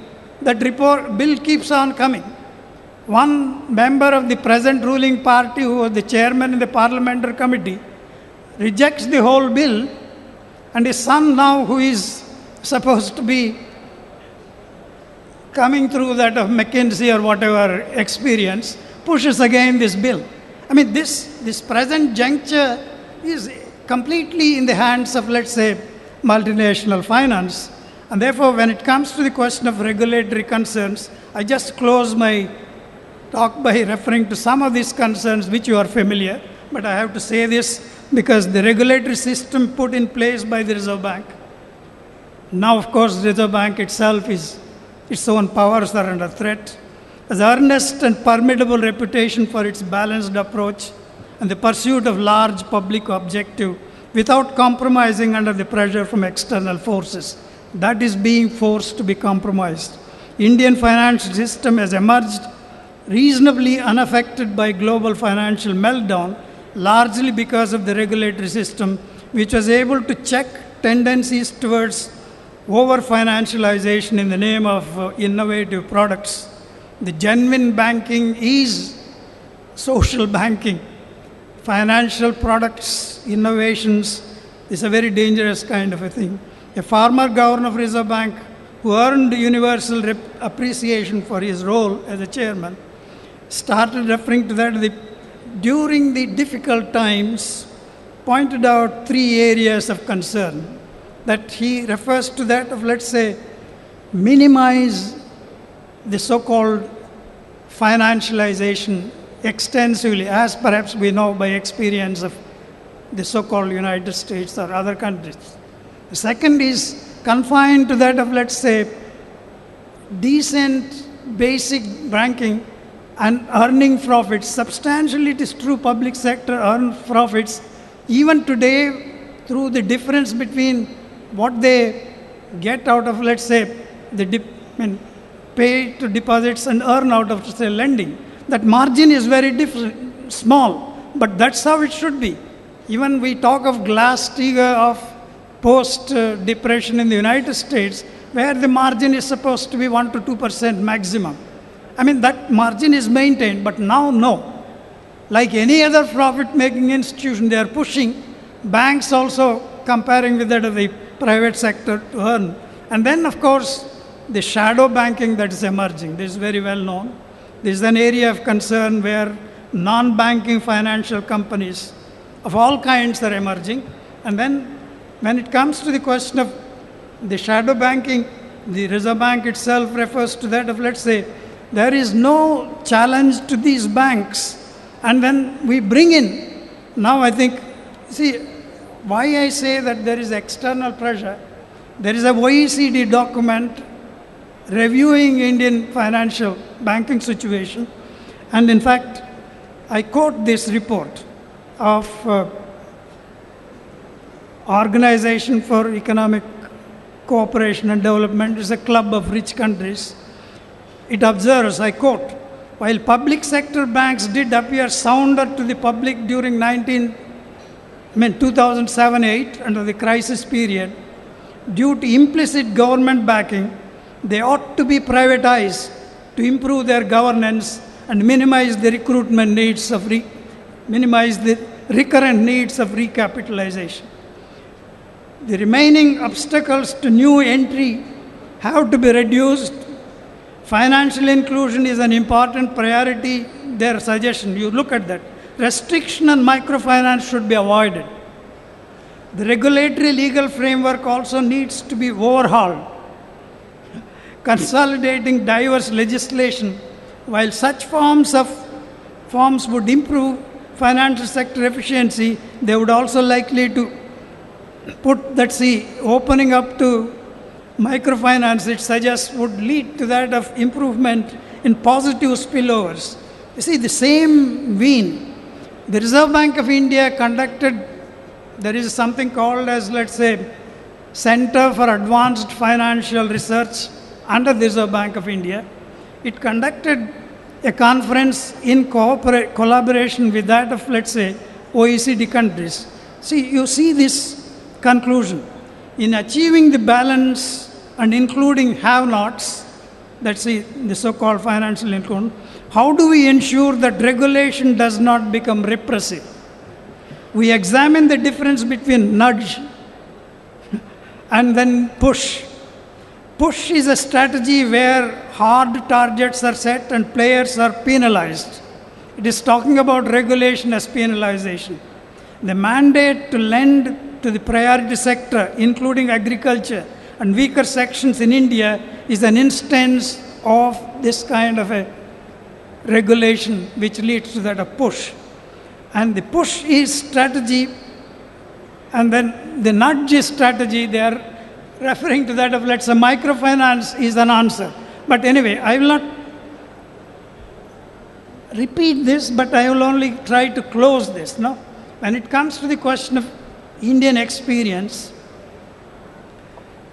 which also suggests that but for the kind of regulation and the, let's say, the way in which public sector banks have performed in India, but for predominant position of public sector in the Indian banking system, and then of course the kind of insulation that we had from the crisis wouldn't be there. Now it's under a threat.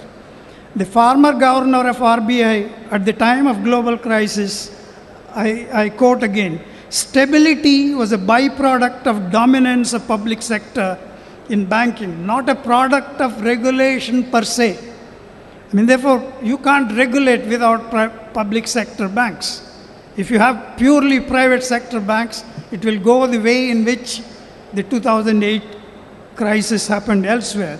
It is time that the nature of governance and incentive frameworks in the public sector banks do not encourage excessive risk-taking, and therefore perhaps protect the kind of, let's say, system that we have. And I close by referring to the statement that was made by, it may be old-fashioned statement now, when the bank nationalization was done. At that time, the Prime Minister said, I quote, an institution such as the banking system, which touches and should touch the lives of millions, has to necessarily to be inspired by larger social purpose and has to subserve national priorities and objectives. That is why there has been a widespread demand that major banks be not only socially controlled, but also publicly owned. If we meddle with it, our own, not only financial architecture, but the interests of the larger public is also under the stake. Thank you very much for giving me this opportunity.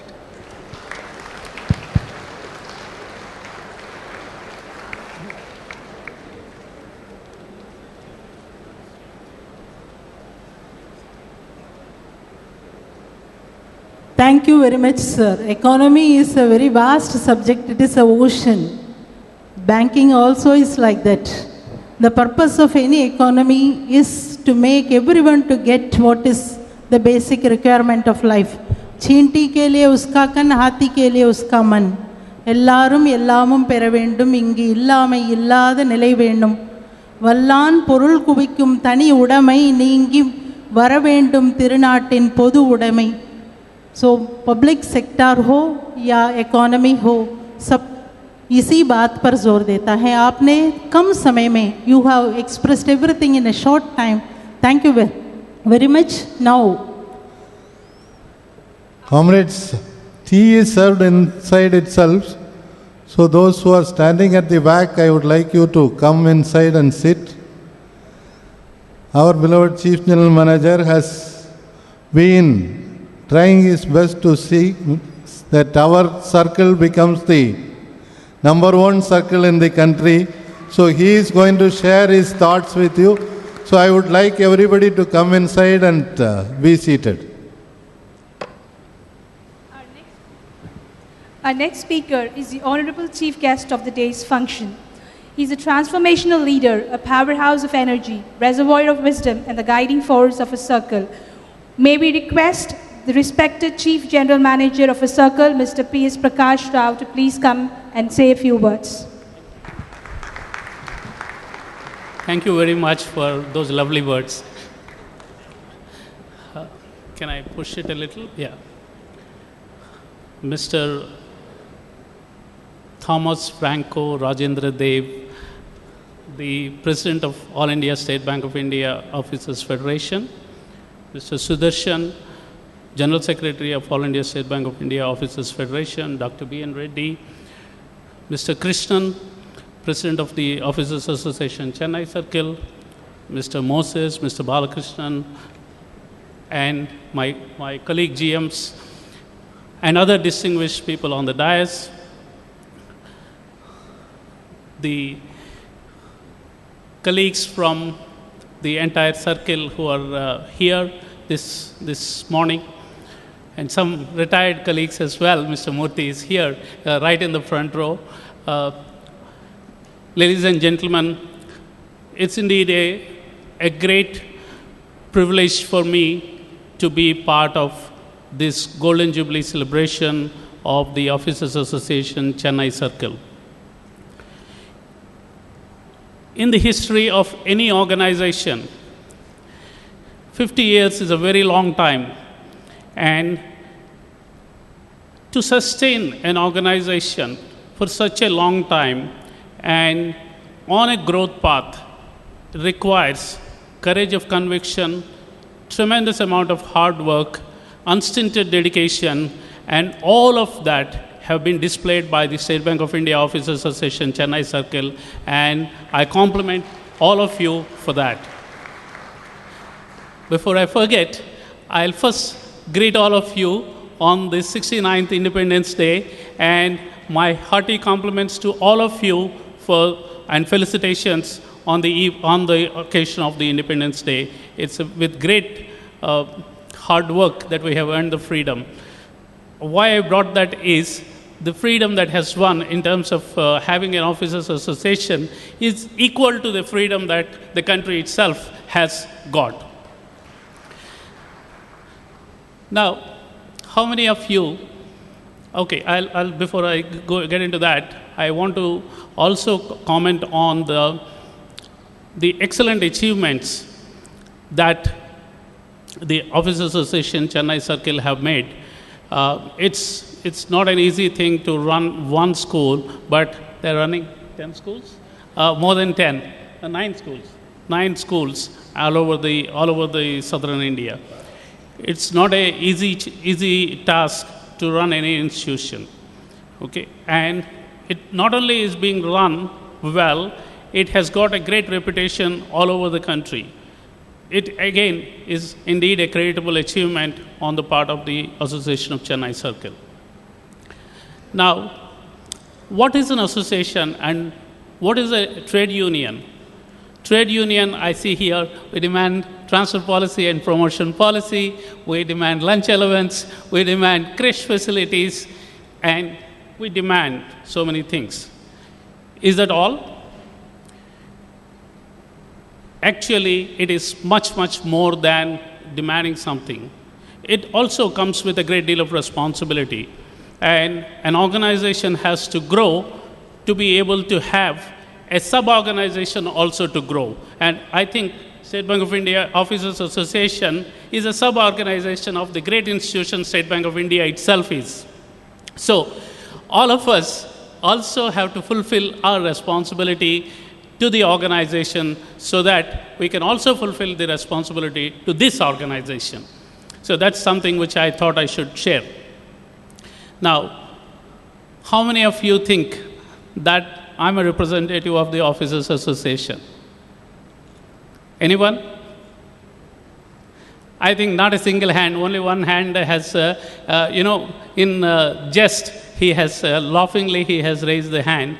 And none of you think that I am a representative of the Officers Association. You know why? Because I'm not wearing an SBOA CC shirt. Is that why?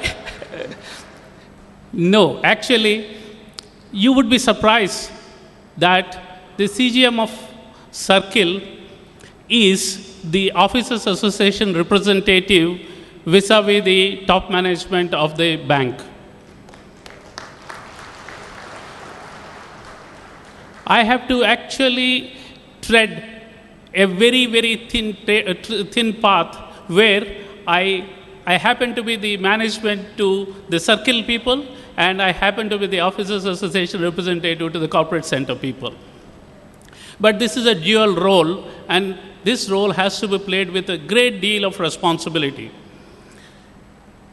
Generally, an Officers Association, what do they strive for? They strive for better working facilities, right? They also strive for better promotional opportunities.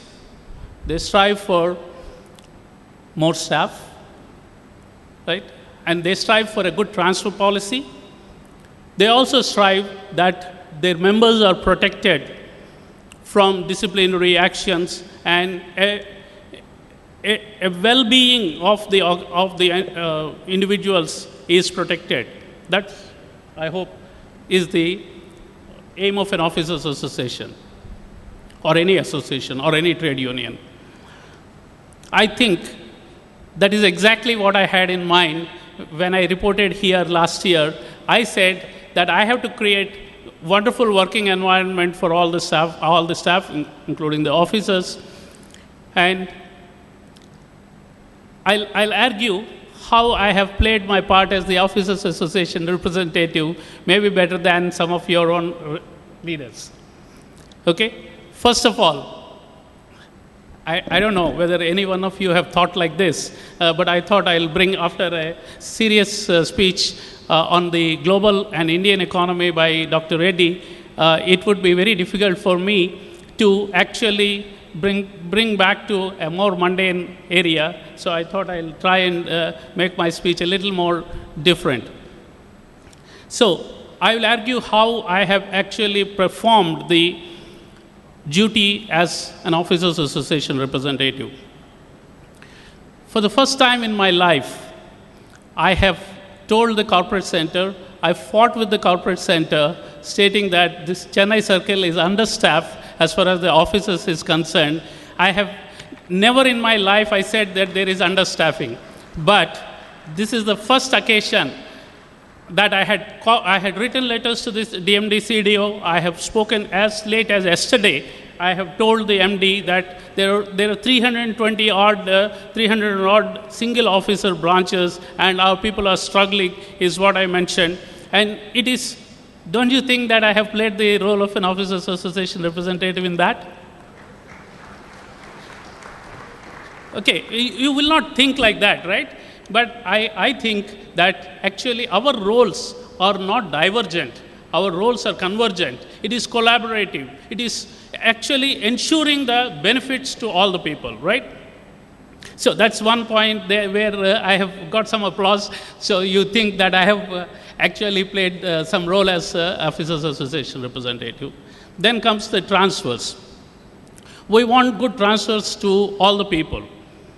And typically, associations do request, and the management will say something. There will be always a lot of negotiation, a lot of interaction on that. I have tried to bring transparency into the transfer policy in the Chennai circle.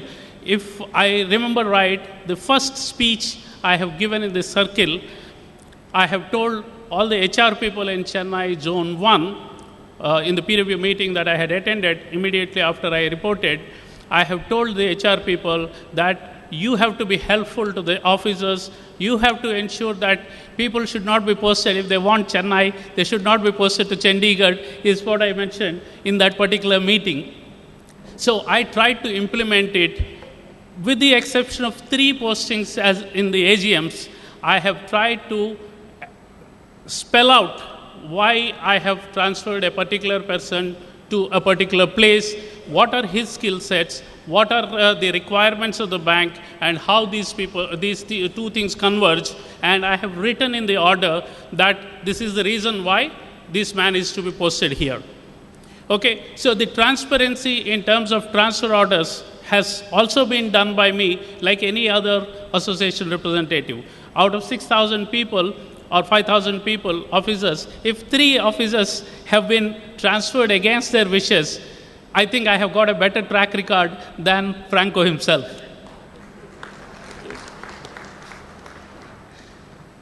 Okay, so then I've actually noted down a few points. Hopefully I'll remember all of them. Then the disciplinary proceedings area. Okay, typically the confrontation, if I may use the word confrontation, between the association or between a trade union and the management is in the area of you're taking severe, stringent action on the people, and that I'm here to protect my people, right? In this, I try to do 2 things. One is prevention, another is cure, if I may use the word cure. In terms of prevention, what we have told is that wherever there is growth in advances, I had sent people from audit departments to ensure that all the documents and everything are correctly taken, and if not, correct them then itself, rather than after 2 years saying that this gentleman has not done this, that gentleman has not done that, and then subsequently try and punish. So I have taken, again, a very important step in preventing disciplinary action rather than trying to reduce the punishments. I feel this is yet another role I have played as an officers association representative than as CGM of the circle. And in terms of cure, okay, I have given instructions. I'm using the word I because I try to change the way things are, and it is my initiative. I have given instructions to the DGM Vigilance, all the disciplinary authorities, that no case should linger on for a long period because it creates a huge amount of agony, anguish, uncertainty, not only in the official, but in the entire family itself. And this, I know, I have, luckily for me, I have been in operational assignments all through, and I have seen that many people are punished in the sense, even if the action is not taken for a long time and the case is lingering on for 6 years, then it is punishment only. Actually, you have not given a punishment, but you have punished him. So I have tried to close the cases in one way or the other. If somebody is, there is a malefic action on the part of somebody, then we have to take action on them because we are in a financial services industry. And I'm sure any officers association representative also will not try to protect somebody who, because if someone takes away money from the bank, then it's an issue for all of us. Similarly, if somebody parts with the password and a whole lot of people are punished for no fault of theirs, then that is also an issue for the rest of the people. So I tried my best to act as the officers association representative in these areas to ensure that the punishments are minimized, quickening of the disciplinary action, and disciplinary action itself is prevented. Now tell me, you agree or not that the CGM deserves a shirt? Okay. I just thought I'll bring in this particular angle. Then the promotions. Promotion, actually, again, the Officers Association would like to have as many promotions as possible for their members. Now, as soon as the GMs and DGMs results came, your General Secretary had sent me a message, and I don't remember the exact words. He wrote in the SMS, it will be still there with me. He wrote that, as you always mention, you have got promotions to your people the way you wanted. Okay, these are the words, right? These are the words that the General Secretary had sent to me. Now, again, so where is the difference? I'm as much Officers Association representative as Franco is in getting promotions for our people. I don't know whether I'll get a chance to talk to so many people at the same time, because life in the bank can be very short. So I also thought that I'll mention a few more things before I wind up. I know I'm given 20 minutes time. Normally I don't exceed, but if I am exceeding another 5 minutes or so, I'll take. Please bear with me. Franco has also introduced me saying that the CGM has been passionate about the fact that he wants to make the Chennai circle as #1 circle. All of you are aware of this? Are you aware or not? You're all aware, right? How can a thought in the CGM's mind go to all the officers? I have tried to communicate this one single vision in all my meetings. Did I not? That's the reason why everyone has tried to do. Now, to achieve number one position, when there are circles like Bombay, there are circles like Delhi, where there is flow of business, there's huge amount of business, it's not an easy achievement, and I know it. I have, in the process of trying to make this circle as a #1 circle, I worked very, very passionately. And the passionate work has also been used by Mr. Franco when he said that, sir, you have been working very passionately. Okay, so in the process of my working passionately for the uplift of the circle, I'm sure I would have talked so many things, okay? And I'm told, because of the way I have spoken, the entire circle is demoralized. Do you agree with that? Do you think that I have demoralized the entire circle? Do you think you agree that I have demoralized? Is that what you're saying? No. Okay, at least the General Secretary on your behalf said a no, and a firm no. See, the thing is, again, I told you that I'm management to the representatives here, and I have a role of family guardian and family head to play. And as you know, our parents do chide us for a lot of things that we do. But when an external attack is there, even if the smallest of small things, he is the first person to defend aggressively. And I'm happy to share with all of you that during the entire time I'm here, I have not taken a single thing negative against any of my officers to the top management or to the corporate center at any given time. So I think what I try to do is a parent's job. And in the process, if I have hurt any of your sentiments, it is only to improve the circle to the top level and not for anything else. And I want to make myself very clear to so many people that this was the passion with which I worked, and this was the hard work that I have done, and I expected all of you to work as hard as I have, and in the process, I might have said a few things. I don't know why I wanted to tell all of these things to you, because I today decided this is an Independence Day, this is a golden jubilee of the Officers Association, talking about the bank and talking about what you should do when you go back to the branches. That then brings my CGM role, and I didn't want to do that.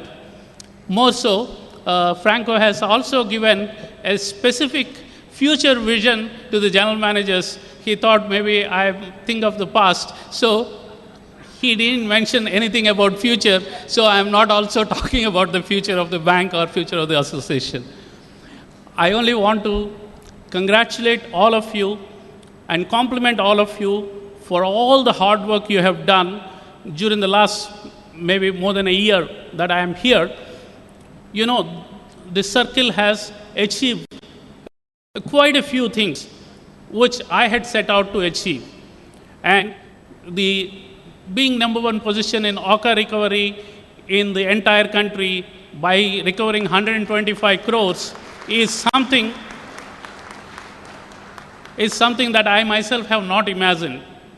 See, all of you have actually endeared yourselves to me by doing so much. And you are capable of that. Maybe I have goaded you, maybe I have cajoled you, maybe I have coaxed you, maybe I have admonished you, maybe I have chided you, but I have tried to bring in the talents innate in you, the abilities that you have got, and that I wanted to bring it out, and that's one area I have mentioned. Not only in terms of OCA recovery, we have done well in a good number of areas. In fact, yesterday when the MD was here, I was pleasantly surprised that he didn't have too many things to tell us. So much so, both the GM said that after the meeting, they said it went off very well. Okay, it is the hard work that you had put in the past one year and 1 quarter, that's 5 quarters, that the MD didn't have many things to point out to us, except a few small things, which obviously will be ironed out. Nothing can be achieved overnight, and you have actually achieved and shown to the top management, to the corporate center, to the MD, to the chairman, that Chennai Circle is second to none in many areas. So I thank you for that, because it is ultimately, it is a perception in the corporate center that matters. When promotions, when foreign postings, when giving more staff, all that matters. One last thing I want to tell you, it is me who has also discovered that we have 1,000 branches, but we have 60,000 crores of advances, and advances require, follow-up of advances require more officers. And I pointed out to the CGM HR and DMD CDO that you cannot just calculate based on the total business. You have to take advances figure into account while calculating the number of officers that are required. And I told the MD yesterday that our Chennai Circle has the intensity of advances portfolio is much, much higher than many other circles, maybe with the exception of Mumbai Circle, but Mumbai has lumpy and chunky assets. We do not have that. We have small value assets, and 60,000 crores spread over 1,000 branches with just 6,000 officers is not an easy thing to handle, and we are handling that. I have pointed it out to them in such a way so that people will understand that what this Officers Association representative is asking is not something that I want more staff. I have proved statistically that this circle has fewer officers, fewer staff compared to all other circles. Okay, finally, while I was walking in, Franco was enunciating his future plans for the association of setting up management school, business school and management institute and all that. I have missed a part of it. I want to wish you all the very best for your future endeavors. I also want to thank each and every one of the people who are present here for making my stay in this circle as a memorable one, and actually responding to whatever I have asked to make the circle as, if not the number one circle, as one of the top circles in the country. Thank you very much, and all the very best to each and every one of you. And whenever I think of Chennai, I always think of all of you. Okay? Thank you very much.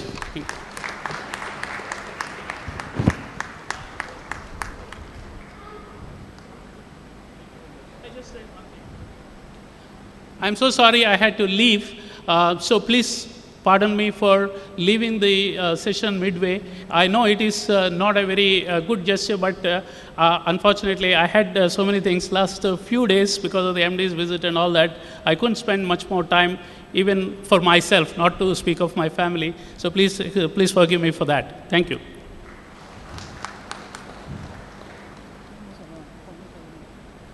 Thank you very much, sir. There is a small anecdote, sir.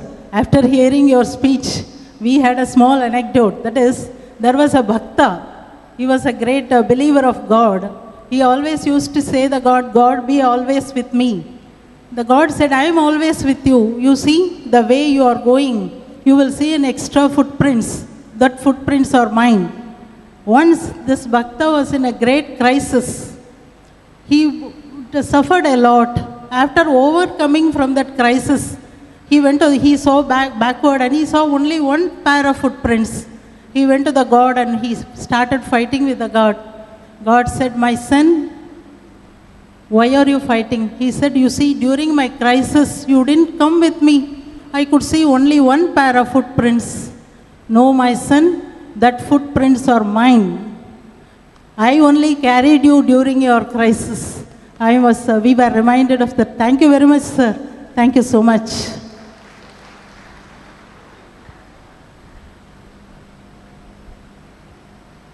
We now have a book release titled An Incredible Journey by former President Comrade S. Saravaramuthu.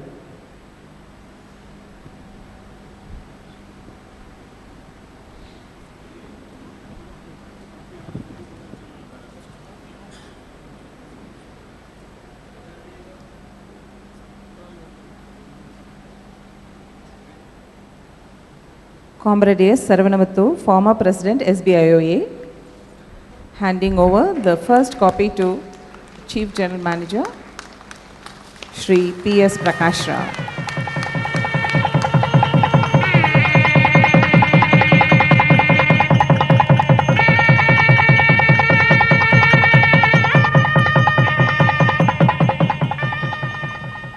Thank you, sir.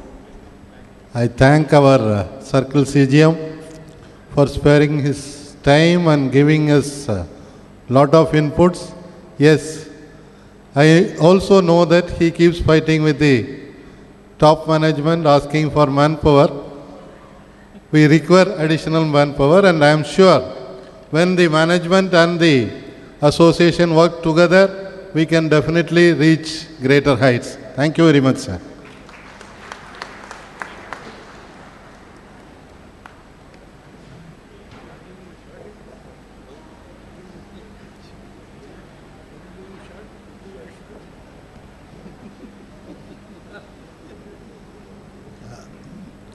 Before the next speaker speaks, I would like to introduce to you one Dr. Arun Raza. Arun, please come here. In one of our future plans, on 21st of this month, we are going to start a Center for Excellence, which is only available in IIT.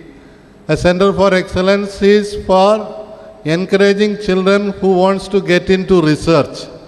And Dr. Arun Raza is our alumni from the Coimbatore school, and he, at the age of 30, he is the head of the department at Wales University, guiding PhD students, and he already has some 42 patents registered, including 2 international patents. He will be chairing that Center for Excellence. Arun, see this young boy. Without any payment made to him, he spends a lot of time with our students, encouraging them, and the Center for Excellence will be nurtured by him. Thank you, Arun.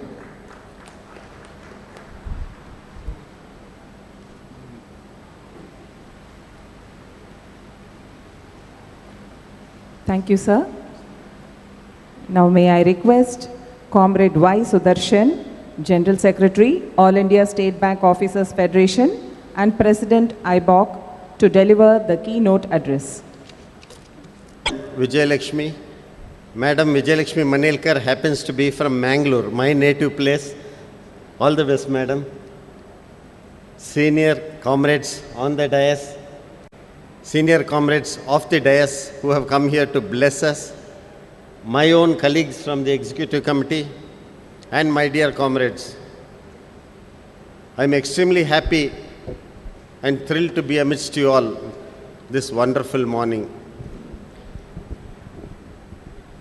14th August 1965, a small stone-walled structure in the Paris corner, a few wooden tables and chairs, handful of office bearers, but lots and lots of grit and determination.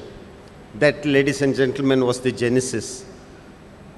50 anniversaries later, the SBIOA Chennai Circle has snowballed into an avalanche of fame, into an avalanche of grit and determination, and has progressed together with the bank, and today we are celebrating the Golden Jubilee celebrations. Hats off to all of you, comrades, for this wonderful show of solidarity, show of unity. In fact, I have always been fascinated by the Chennai Circle Association. It is not just the welfare of our comrades that they are concerned about. The number of social activities they have undertaken, the schools that they are nurturing, the cultural activities that they are nurturing, the sports events that they regularly conduct, and lot of other social activities. They go to the remotest corners, they go to the poorest of the poor and help them out. So this is what makes Chennai Circle Association a different association. Kudos to all of you, Comrade Krishnan, Comrade Franco. And on this eve of the Golden Jubilee, I bring to you all greetings from 90,000 officers of the All India State Bank Officers Federation. In fact, I thought Comrade Franco will go back to the roots. But then I remember the year 1965 was a very eventful year. About 7 circle associations were born in the year 1965. Ahmedabad, Bombay, the then Bombay Circle switched.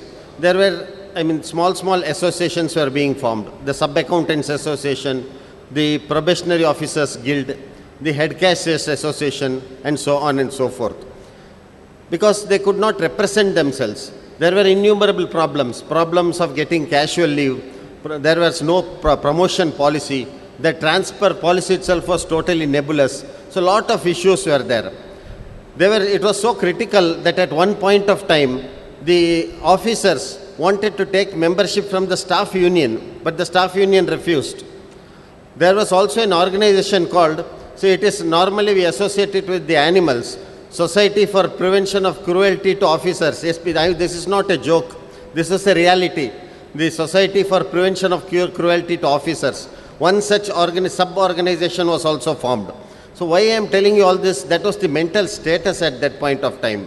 And that is the reason why officers got together and formed the Chennai Circle Association. Similar associations were formed in 6 other circles also. And that was the year when the Federation, All India State Bank Officers Federation, also was formed.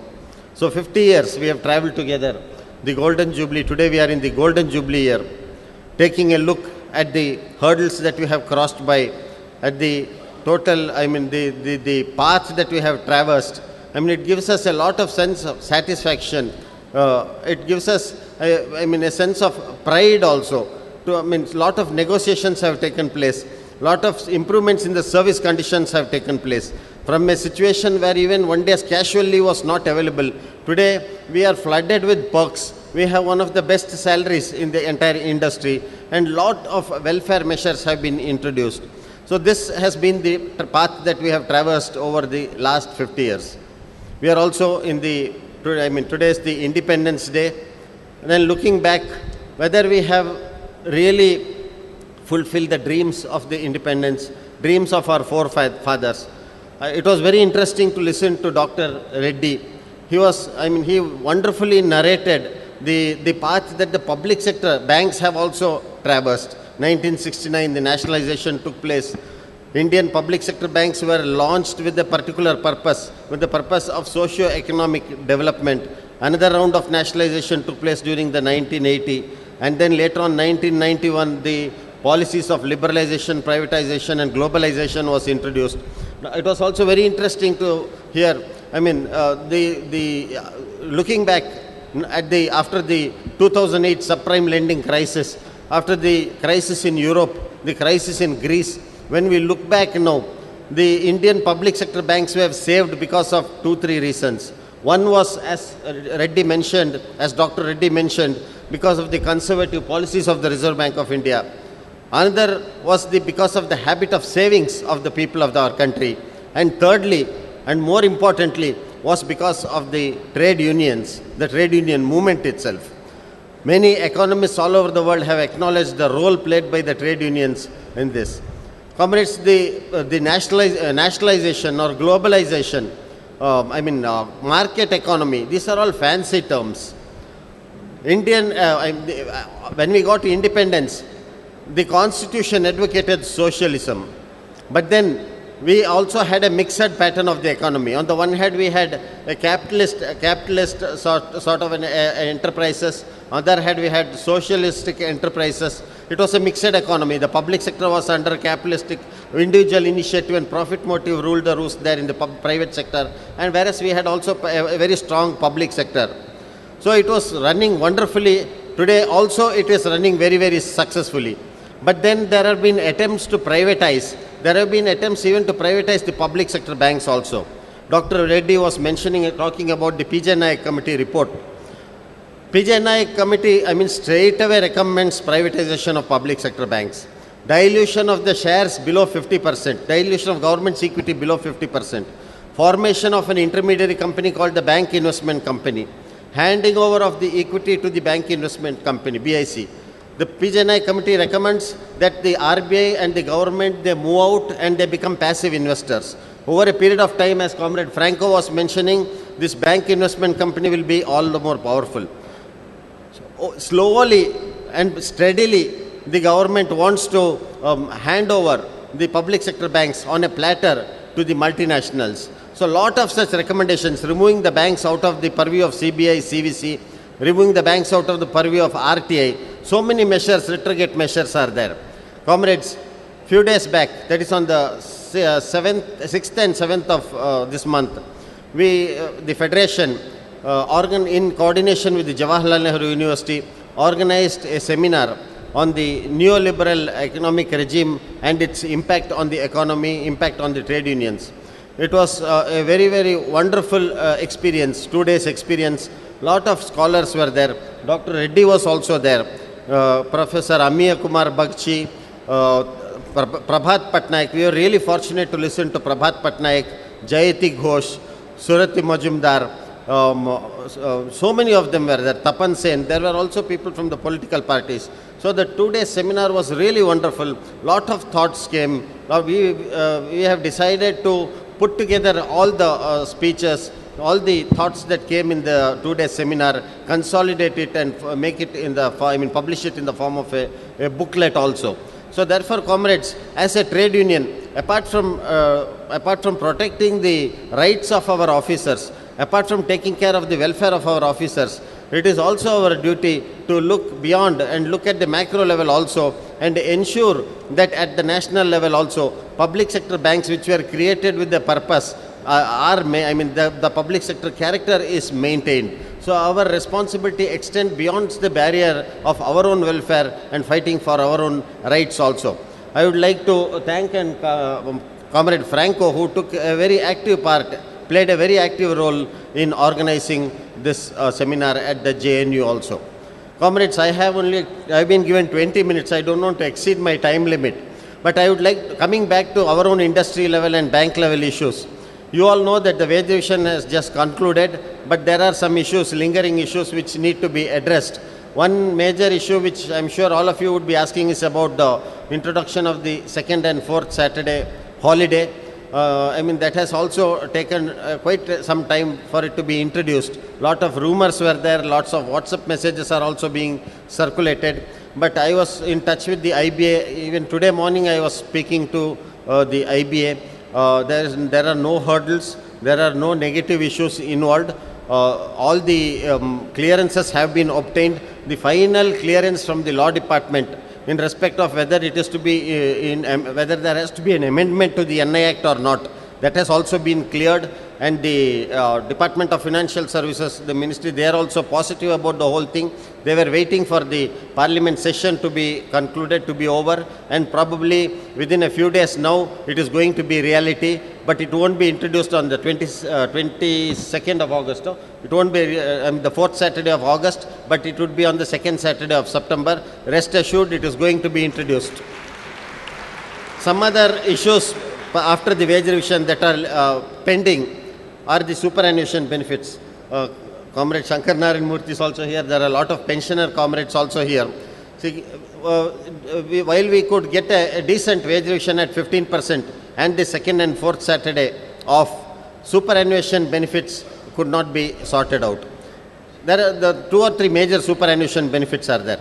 With regard to the industry level, we have the 100% DA neutralization for the 7th bipartite retirees, and then the family pension updation.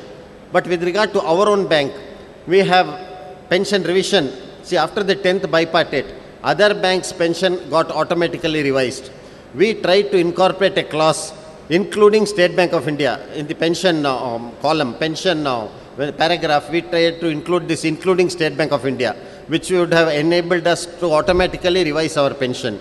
But then the government caught hold of us and they said nothing doing. It cannot be done that way. And therefore the bank has written to the government. It was approved in the through the board also, and it has gone to the government. So hopefully within a couple of months, we should receive clearance from the government also. Then our pension also would be revised. Pension revised means according to the new basic, that's all. Then our own issues with regard to the 6th and 7th bipartite retirees are there.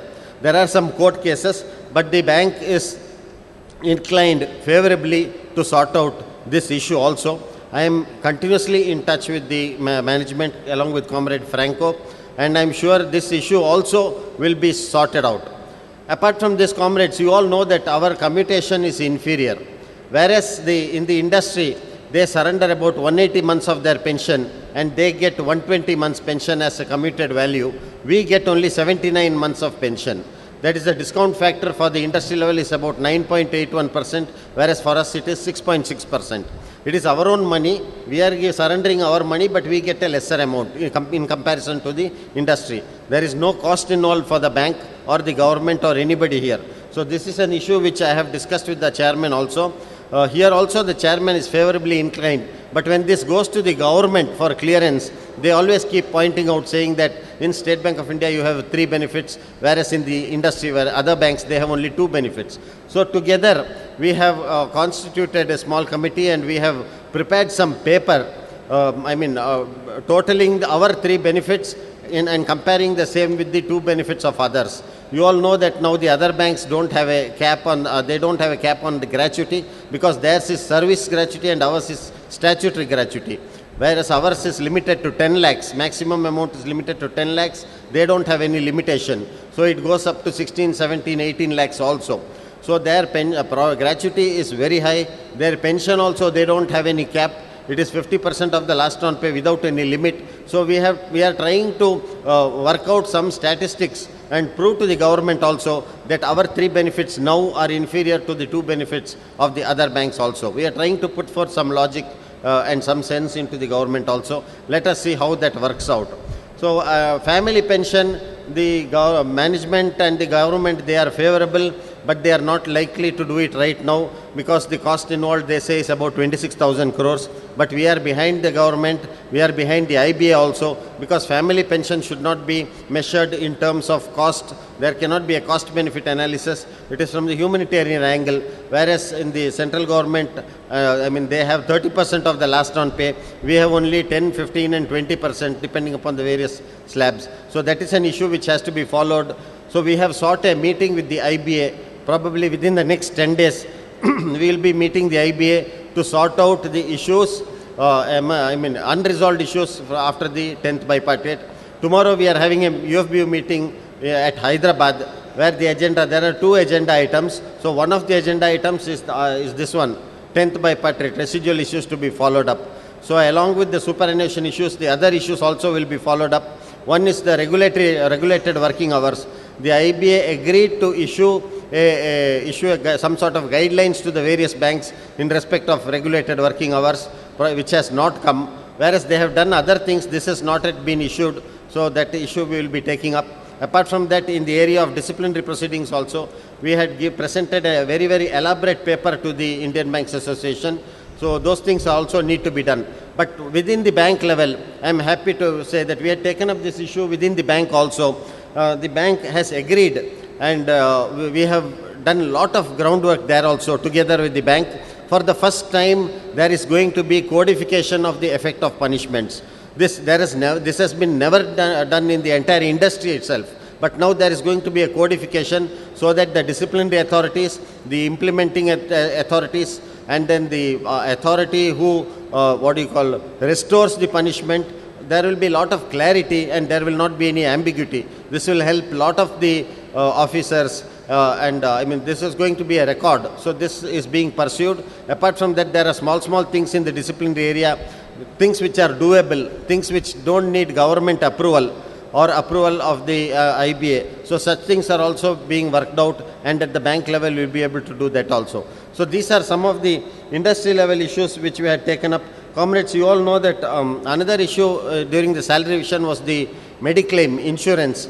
The IBA wanted this to be introduced to everybody across, but then we resisted and we put our foot down and told the IBA as well as others also that we will not accept this Mediclaim. I think in retrospection, I think we have done we have taken the right decision, because the Mediclaim insurance policy which was accepted by other banks is not yet implemented. There is lot of confusion with regard to the TPA, that is the third party administrator, with regard to the modalities of its implementation and things like that. But at the same time, there is one issue with our own bank. You all know that the REMS, Retired Employees Medical Benefit Scheme. So this is long overdue for enhancement. You all know that the upper limit is now 7 lakhs. So we have been asking for an enhancement of REMS. We have also been asking for another issue within the bank. Comrades, you all know that in the event of an unfortunate death of an officer, and if there is a widow, if an officer dies after retirement, the widow is entitled for REMS. But if officer dies before retirement, before superannuation, the widow is not entitled for REMS. So there is an anomaly there. This also, on humanitarian grounds, we have requested our chairman to do this, and the bank is thinking of doing this also. There is a cost involved, but then they are trying to see how this can be worked out, in what manner this can be worked out, whether we can take a separate, we can include this under a Mediclaim sort of an insurance, things like that. Various things are being worked out there.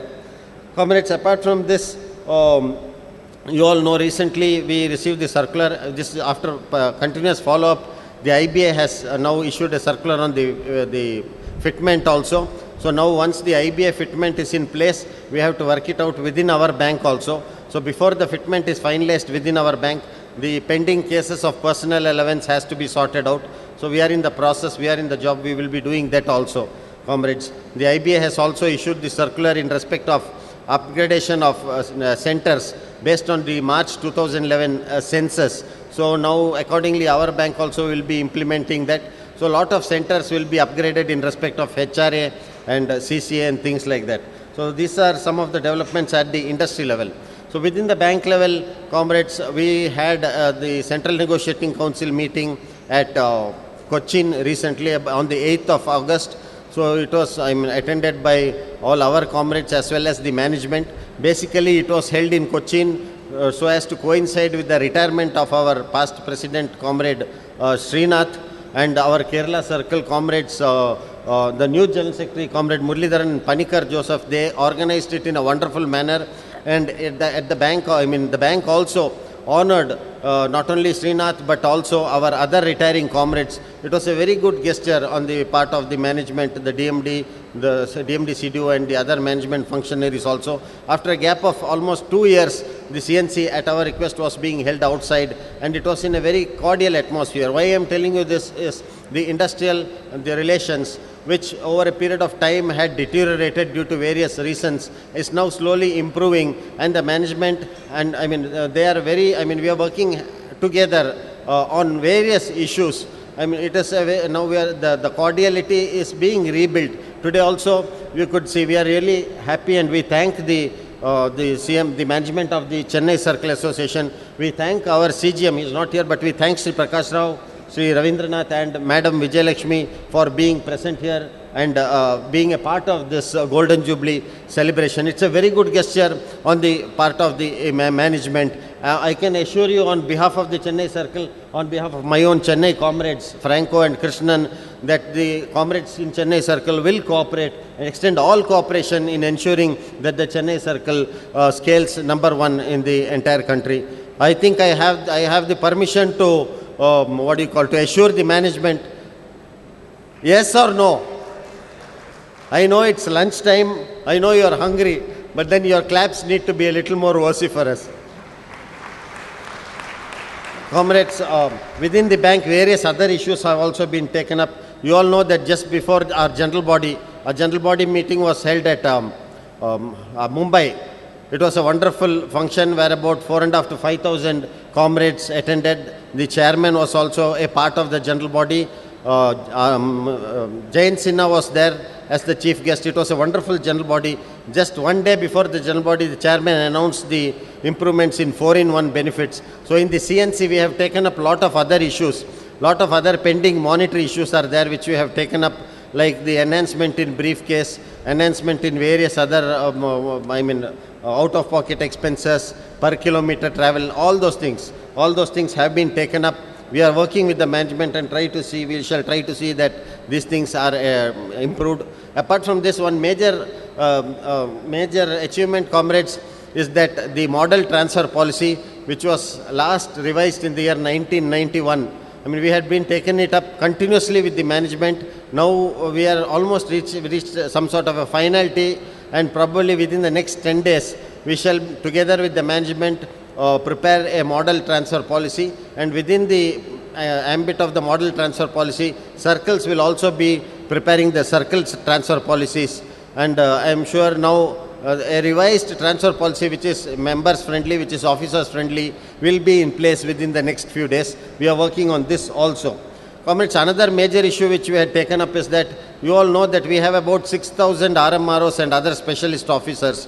So they were on contract, but because of the persuasion of the federation and because of the management, goodwill of the management, those people were all confirmed.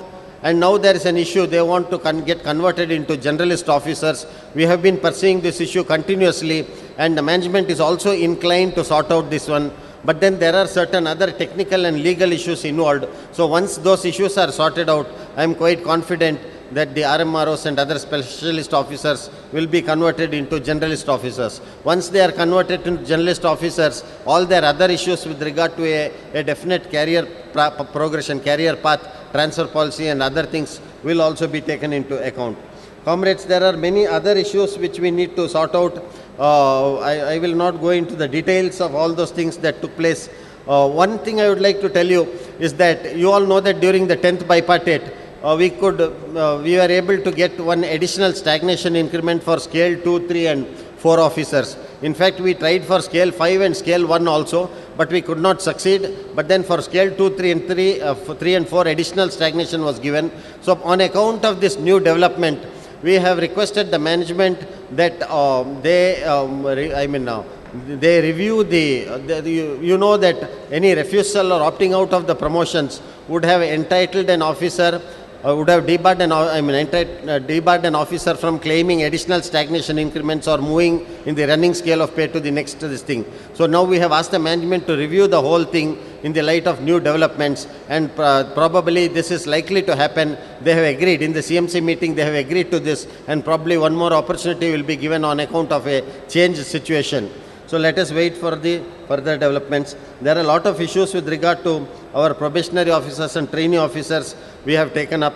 We have also asked for an additional lease facility to an officer who is away from his home within the lease entitlement. So this also management is actively considering, and hopefully we shall be able to make some forward movement in this also. Comrades, there are a lot of other issues which came up in the CNC meeting, and I would like to tell you that the management has been positive in many of these issues. So probably in the next follow-up meeting or the next few days, we will try to sort out all these issues, comrades. Apart from this, comrades, I would like to make an appeal to all of you also. See, this, whenever we meet the management, they have been expressing their concerns also. See, one thing, comrades, is about the data purity. This data purity is causing a lot of problems because there is a lot of junk data which we have, and cleansing the junk data has become a big headache for all of our own colleagues. So this is leading to a lot of problems with regard to provisioning also. So my request to all of you, and also requesting you to spread this message to everybody else also, that when you key in data, takes some additional time, but then there has to be purity of data. Let it be clean data. Because what we key in, if it's wrong, we get only garbage out of it. So this is a request from the management also, which I would like to convey to you all. As our CGM was mentioning that he was a representative of the Officers Association, we would also like to convey to you that the Federation and the Officers Association is also as much a representative as the management as our own management. And therefore, it is our duty, comrades, to ensure that the bank grows. See, the Chennai CGM was mentioning his concern about the Chennai circle. I would like to convey this to all our circles, that the bank has to grow. And only in the growth of the bank, only in the growth of the organization lies the growth and the welfare of our individual officers. So one thing is try to give quality advances. Ensure that you grab opportunities from other banks, our competitors, and see that our advances and the deposits portfolio and also alternate business channels, they grow. Apart from that, NPS is a major concern. It is our duty not only to give quality advances, but to ensure that the NPS are also reduced. Because if the NPS are reduced, it releases locked up provisions. There's so much so it is good for the bank. See, like the management, we have also been, in every forum, we have been raising the issues with regard to, enhancement of the capital. Even when Mr. Jain Sinha was there in our annual Jal Body meeting, and whenever we meet other officials also, we have also been insisting that the government should infuse capital. Of course, the government was not bothered. They say, you raise your own capital. Comrades, see the dichotomy here. On the one hand, they want us to involve in all the plans and perspectives of the government. They want us to involve in infrastructure development, where the returns are late. They want us to involve in all the socio-economic development process of the economy. They want us to do Janadhan, PMRY, insurance schemes, Pradhan Mantri Suraksha Bima, Pradhan Mantri Jeevan Bima, all the Atal Pension, Sukanya Suraksha, all those schemes they want to do. On the one hand, they want the public sector character to be maintained, but at the same time, they are encouraging PJNI committee report. They are saying hand over this public sector to the private sector, dilute the shares, raise your own capital and things like that. Comrades, you just look, none of the Western economies, many of the Western economies, they still don't maintain even Basel II norms. Whereas our banks, the public sector banks are ready. By 2018, they will be not only willing, they will be competent enough to, implement the Basel III norms also. So the public sector, it is not that most of the banks which failed in the private sector abroad, for multinational banks, it is not that their boards, they had the best members in their boards. Now the government is saying it is because of the banks' boards, faulty banks' boards, that this is being done. And therefore, comrades, it is our duty as a trade union to maintain the public sector character also, and to ensure that we grow along with the bank. I would like to once again compliment our Chennai Circle comrades. and the Comrade Krishnan and Comrade Franco and entire team Chennai for this wonderful organization. I would like to thank and congratulate the volunteers who have made this occasion possible. Congrats and thank you. Thank you. Thank you, sir. Comrades, lunch will be delayed slightly. There are few more speakers. So kindly bear it with us. Thank you.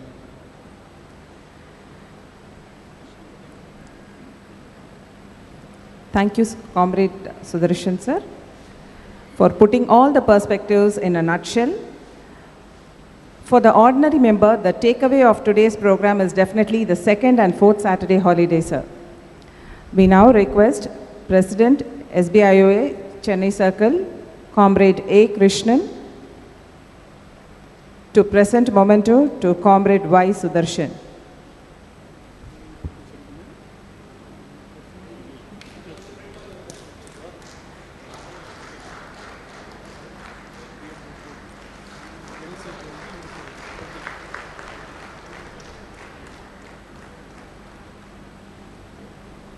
Thank you, sir. May we now request Comrade D. Thomas Franco Rajendra Dev, General Secretary, SBIOA, Chennai Circle, to honor Dr. D. N. Reddy, Professor, National Institute of Rural Development, Hyderabad, with a small memento.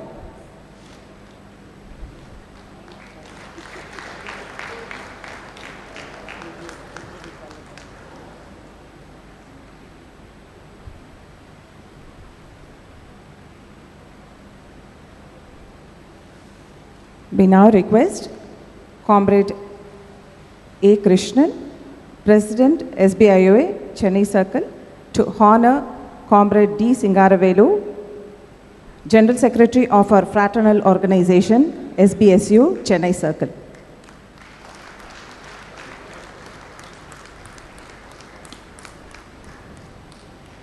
We extend a very warm welcome to you, sir. We now request you to say a few words.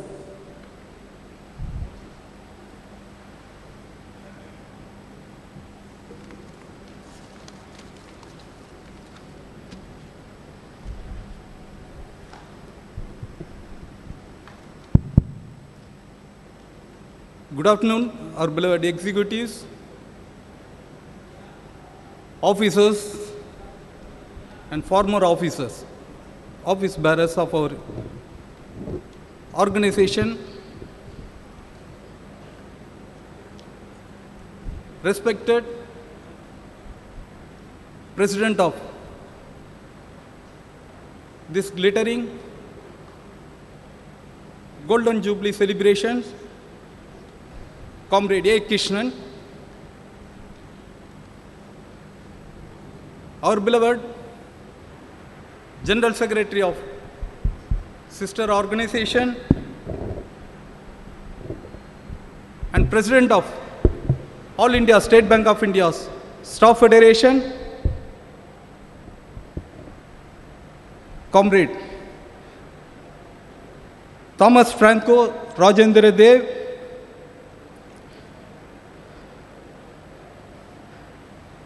respected Professor, National Institute of Rural Development, Hyderabad, Dr. D. N. Reddy on the dais, our Chief General Manager of our circle, Sri Prakash Rao,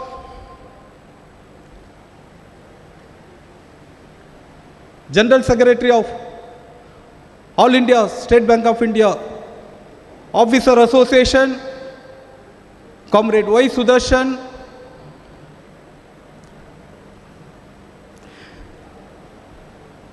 our General Managers, Network 1 and Network 2 on the dais,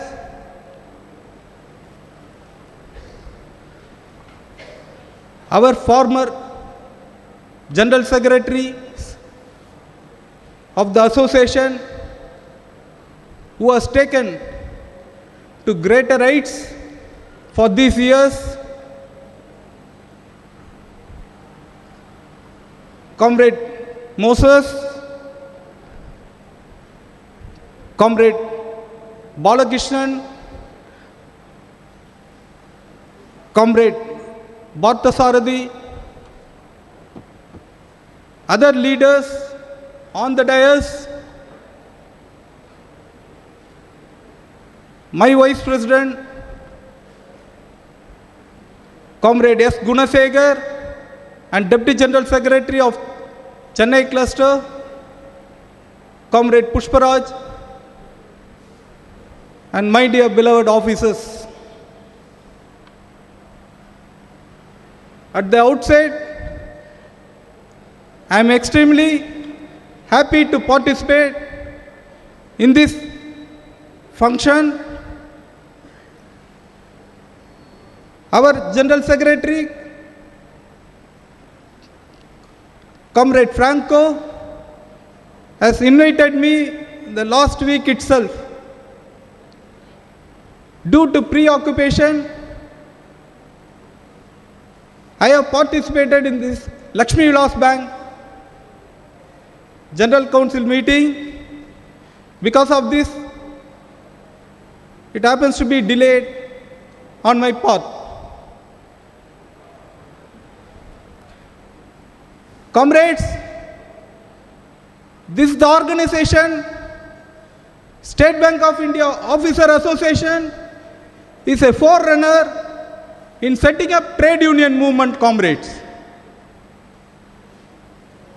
This Chennai Circle organization is a pioneer to form other circles organization. I have to appreciate at this juncture Comrade Franco. He is a man fighter to the core. Yes, though it is a short period, he has achieved many things for the welfare of officers movement, and he has faced a lot of challenges before the management also in the yesterday's, comrades. Yes, Chennai Circle, I am proud to say Chennai Circle is always in the forefront in all matters. This association, comrades, is the forerunner with which we cannot forget this 21 days indefinite strike during the year 1969 onwards. Why we have jumped into that action? You know, because we have suffered a lot in the yesteryears. Yes, definitely, comrades, our officers as well as staff members have faced a lot of challenges because of exploitation and harassment in those days and depleted staff strength taking care of the bank. No doubt, our bank is the supreme in all matters. Our prosperity depends upon the prosperity of the institutions for which we are working, and we are taking care of our esteemed organization, institution, comrades. Here is the association as well as the union are two eyes of our bank. If both eyes are visualizing, then only we are able to march on to achieve all the desired result, whatever the policies implemented in our institution, comrades. Yes, in the olden days, yes, lot of harassment and depleted staff strength. Because of that, our organization has formed. On this occasion, I cannot forget the leaders have sacrificed. Yes, comrades, former leaders. Why I am saying our union is all along supporting the organization to form the State Bank of India Officer Association. Our legend, late comrade V. Ganesan, was supporting along only comrade Sitaram, comrade Sivapadam, comrade Moses, comrade Balakrishnan. They were the leaders to form this organization. Now we have enjoyed the fruits of all the benefits derived the benefits from our institution, comrades, for which we cannot forget. Our union only helped monetarily to start the organization in those days. For the past 35 years, our union and associations are moving together to take care of the welfare of the employees, comrades.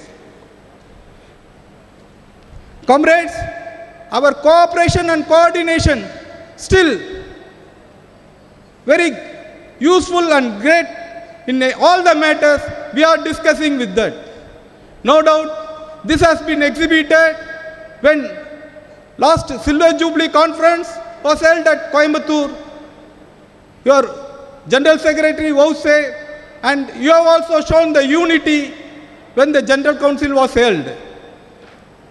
At this juncture, I request all the comrades, unity is strength, to face the challenges before the government combined and management, comrades. Comrades, our future is dark. No doubt, our circle is facing stiff shortage of officers as well as our staff. Even then, our bank is introducing various policies. We are supporting the policies. But one thing, comrades, you have to ponder over it. The basic issue is shortage of staff. It should be addressed. Then only we will be able to overcome all the difficulties, whatever the initiative introduced in our bank. We were the forerunner when the ledger keeper was turned to bank master, then bank master to core banking solutions. Management has not given any training to officers as well as our staff. We ourselves learned a lot and we set an example and we proved our mettle to safeguard the interest of our institution. After that, McKinsey has ruined. That also we have overcome. Now another policy has been introduced, Boston Consultancy Group. Yes, that also bank has introduced, changed the policies for safeguarding the institution. But one thing, comrades, there is a stiff shortage in our circle. That bank has to be addressed. And I request you ponder over on it. Comrades, now you are also, comrade, we cannot forget Comrade Moses. At this juncture, because we are sitting in this elegant building, we are addressing before you, comrades, SBIOA, State Bank of India Officers Association Matriculation and Higher Secondary School, started during the period of Moses was a General Secretary. Now it has taken to greater heights and served for the community in and around Chennai city as well as in and around Chennai circle, comrades. No doubt, many of our officers and our staff employees sons have studied well in this school. I must congratulate because of your effort, this has come to this level and achieved many things. Officers Association has earned a reputation in our circle. Many people have worked in foreign countries because of this school has started during the year, Comrade Moses as well as Balakrishnan, comrades, that thing that for which we cannot forget. Comrade, today we have successfully come out with protracted struggle of 10th bipartite wage revision. You know very well the 9th bipartite ended and 10th bipartite wage revision started during the year 2012. Many rounds of discussions were held and we went on agitation. We have lost 5 days wages. After that, after completion of 2.5 years, we have reached this settlement. It's a successful settlement has come out, 15% of wage revision along with 5 days leave, 5 days working day week, 2 days holiday, Saturday and Sundays. Yes, that we have not reached this light it is the last stage of government to issue a notification. I inquired about that with my General Secretary. He is here now. He said as soon as the Parliament session is over, definitely Finance Minister will issue a notification. Very soon we will also achieve this 2 days holidays in our industry, comrades. This Boston Consultancy Group, now it affects the officers as well as our staff community. They have divided into 2 parts. One is manpower planning, another one is career development scheme. Yes, comrades, these things also you have to ponder over it. Career development. So far, we have taken the bank into greater heights. We are forerunners. We are number 1 in our bank. Our business per employee, net profit per employee have been increased. We are supporting the opening of branches. Yesterday also, we are proud to say 1000th branch has been opened in Chennai city, whereas staff shortage prevails. This has to be the basic issue. If the issue has been addressed by our management, definitely we will win over all the banks in our country. No doubt, State Bank officers and association as well as the union, he is the persons taking care of the interest of our institution, comrades. On this occasion,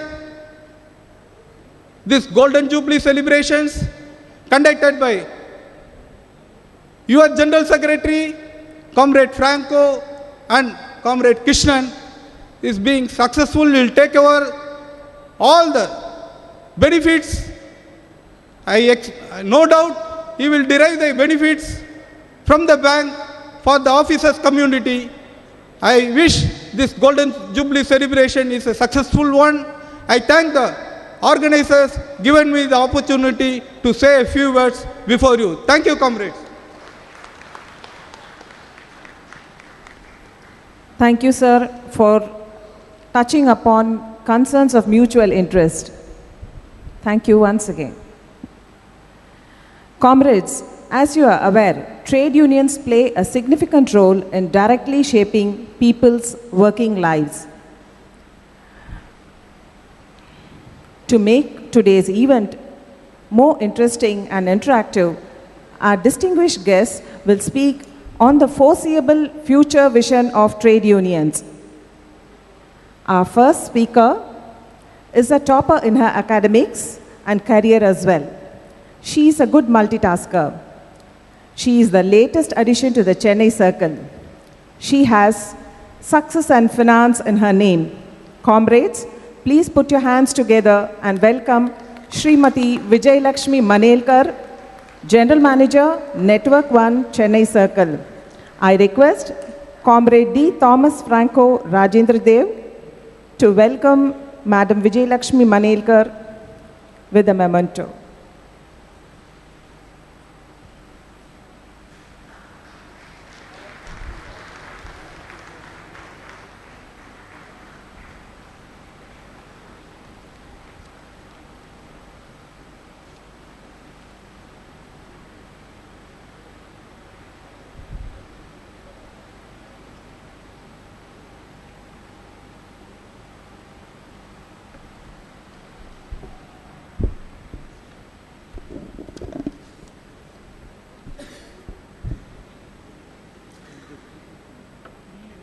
Hearty felicitations to all of you on the occasion of Independence Day, and compliments to all on the occasion of the Golden Jubilee celebrations of the State Bank of India Officers Association in Chennai.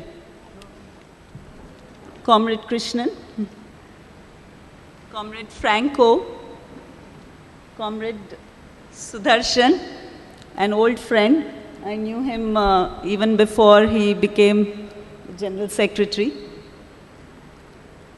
And Sabapati is from my earlier circle. Dignitaries on the dais, off the dais, colleagues and friends, ladies and gentlemen. I'm very happy to be invited to participate in this program My apologies for coming a little late. We missed some of the proceedings. And also, as Franco has kindly consented, he is allowing us to come jump the queue and speak a little to you and give us the permission to leave, because we had some prior engagements after this. Actually, as I entered this place, I was simply overwhelmed by the size of the hall. It reminded me of my school in Bombay. And to think that this school, which was set up by the Officers Association, has turned out such wonderful students like Arun. I'm really proud that you all are doing this, not only here, but in other centers in Tamil Nadu and in Kerala. My compliments to all of you. I'm sure you are doing a lot of other service activities as well. Most recently, I want to thank you for all the efforts that the association has put in to give us our wage revision. All of us have benefited a little in the last 2 months. Thank you very much for that. When Mr. Franco told me to speak on future vision, I kind of misunderstood the topic. And I thought I would speak on the future vision as I see it for the economy and banking, and not for the trade union. Please, my apologies, Franco. I just want to say a few words. I'll take a few minutes only. I think the outlook for growth in India is improving gradually.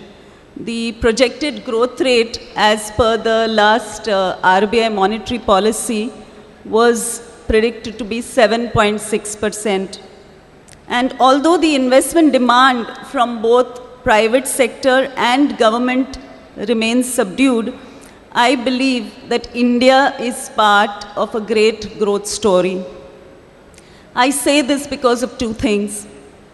The demographic profile of India lends itself to greater consumption. And with a young and aspiring labor force, I believe that the future looks very bright for us Indians. We also have a majority government, and I think that lends itself again to a greater stability in the way we Indians are perceived not only in India but also by the world at large. This being said, I think the banking sector itself needs to be poised to keep step with the growth anticipated. There are going to be challenges, but today let me dwell on just a couple of points that I see in my future vision, as there are other speakers also who will be taking the topic. Banking is a commercial activity with a social objective. At the end of the day, whatever we do in the bank, we must get the best bang for our buck.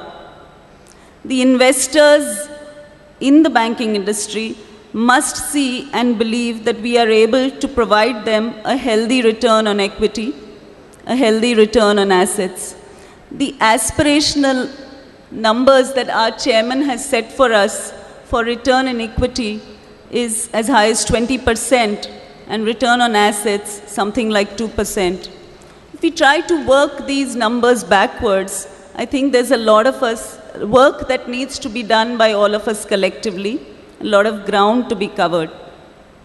Let me start a little by what I think would be necessary in this time and day. When we started working in the bank, we used to sit with ledgers, we used to sit with our day books, clean cash.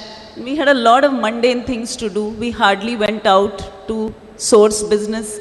Customers came to us, we delivered something, and the bank also was growing.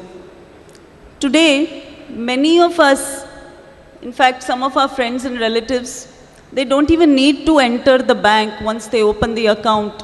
I'm told in the InTouch, we can open an account without even actually going to the brick and mortar branch. We can go to a digital branch and do a lot of things. The bank, however, continues to grow both in the brick and mortar. In fact, yesterday I want to compliment all of you here in Chennai Circle for because we have opened the 1,000th branch. It is a real milestone for all of us in Chennai, and compliments and congratulations to all.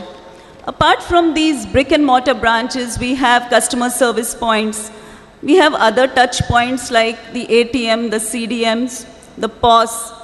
But when India announces, the government of India announces Make in India or Digital India, we cannot be seen to be far behind, and we have kept step with the growing digital platforms.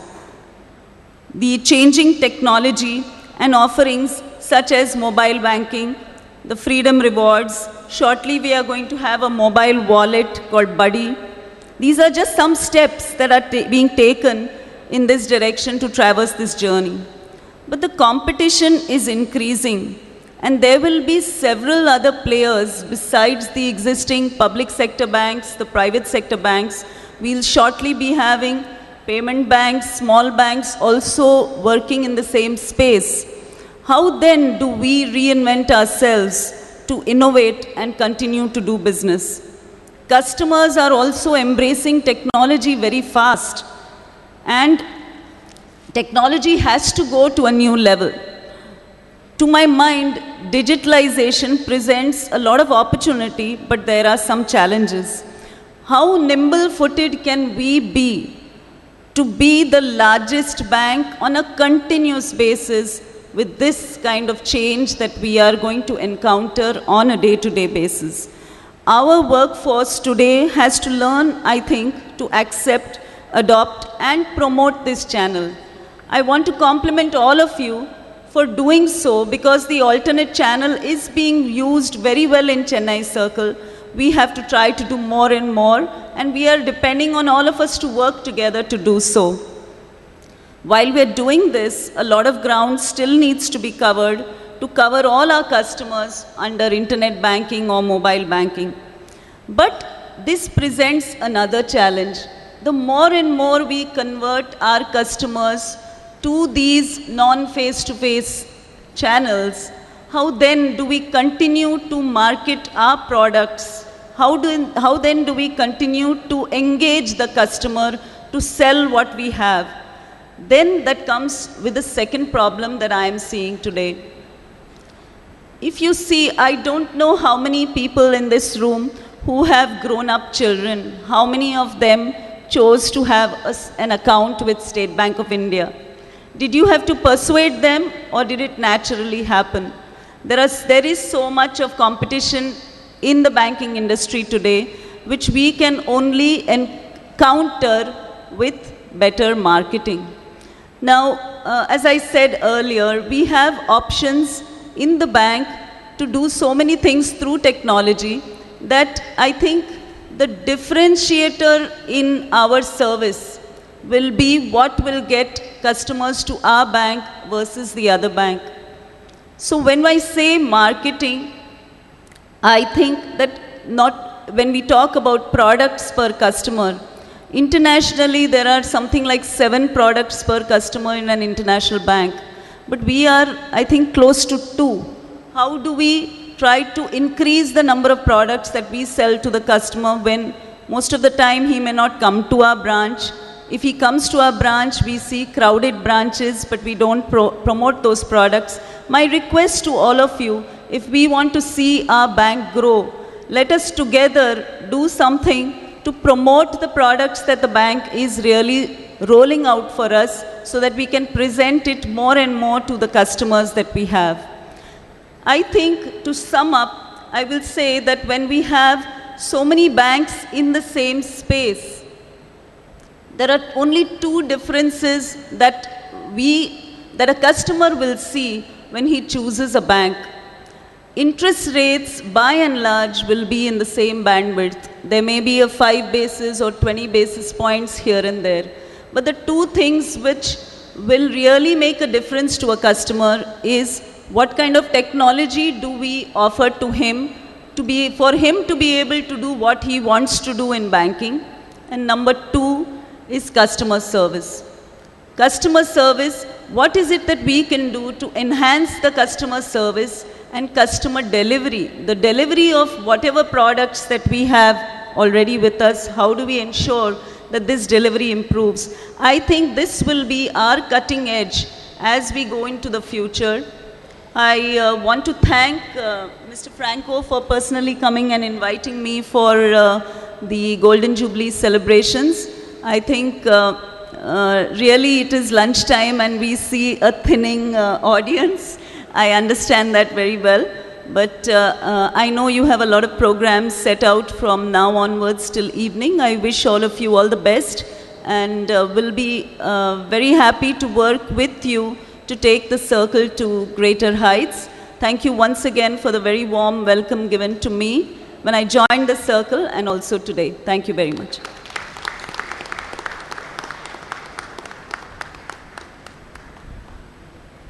Thank you, Madam. We heard the future vision from the point of view of our General Manager, Network 1. Before we hear from our General Manager 2, let us listen to our former General Secretary, Comrade E.A.G. Moses, from the point of view of a trade unionist. Comrade E.A.G. Moses, a visionary who advocated that a trade union should take care of its members from cradle to grave. True to his words, he has created many activities to engage them and de-stress them. May I request Comrade A. Krishnan, President SBIOA, to honor Comrade E.A.G. Moses with a memento.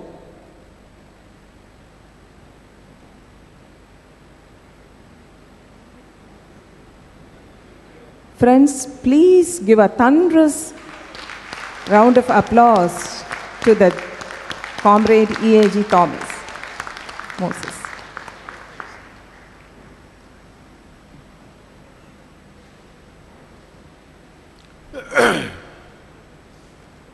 Mr. Krishnan, Mr. Franco, dear friends on the dais, dignitaries, and my old friends,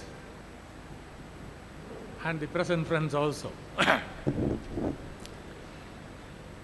When I am standing here before you, I just remember 50 years back when we started this organization, and the various paths that we went through. We must honor those people. Most of them are not with us. Many of them have passed away. To remember them, the contribution that they have made to build this great organization.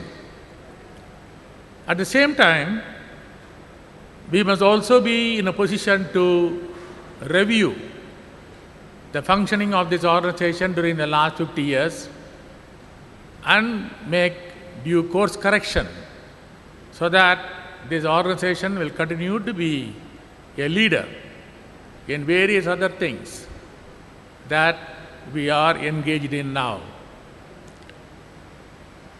I am very happy to find a group of very dynamic leaders and their assistants who have got a lot of plans and a vision to go forward and do many more things in the days to come. In the General Secretary's report, Mr. Franco was talking about establishing many other things in the days to come. I can just recollect those days where officers were prepared to spend their own time and come and work to see that these type of organizations are established. I know that the bank officers' times are very tough. You have been listening to the CGM and the GMs about what you must do to build up the state bank. Of course, that is necessary. But it is also necessary for you to find some time to work for your organization so that this organization will continue to maintain a leadership position in the days to come. At this time, when you are looking back about the glorious past, it is also necessary that you must plan for the future. Now, what you are going to do? Are you satisfied? Or you are about what your past? But you are thinking of doing so many more things in the days to come. I was asked to speak on the vision an organization must have. Without a vision, there cannot be any mission. And with the mission, you must be in a position to recall the great achievements that you have made. Now, basically, as a trade union, it is a priority that you work for the management or for the bank 8 hours, for our own self 8 hours, and for our family 8 hours. Now, are we spending our time with our families 8 hours to take care of our children, to take care of the family requirements? These are the days, we are cutting into the time that is meant for the families so that we are able to do full justice what the bank demands. And also, many times we find that many of you are not able to have proper rest. Now, it is therefore necessary that you must have a planned life. Now, when you are planning for the next 5 years, each one of you think that what you are going to do. Of course, career progression is necessary. Now, the bank will reward you for the hard work that you are doing in getting you promotions. But at the same time, now there must be equal time for your family and for your own self. Because many times I find that, many of our officers are falling into some very serious sickness because they are not taking care of themselves. Now, when we are talking about our contribution, what we are doing to the society is also playing a very great part in our official duties. Now, many people are talking about what the school has done. Today, the State Bank of India is having a good reputation among the elite of the society. It is because of this school. Not only this school, the various schools that you have established in different places. Because you know that education has become a very competitive field where getting admission into reputed schools is a great problem. And of course, our own officers' children are greatly benefited, but also the people in the society. In turn, they are only helping the banks in which we are working. I very much wish that the members spend more time in building up a strong cadre. I am happy that Mr. Franco is organizing cadre camps in different places. I was told that already you had some 18 cadre camps. Now, cadre camps are necessary.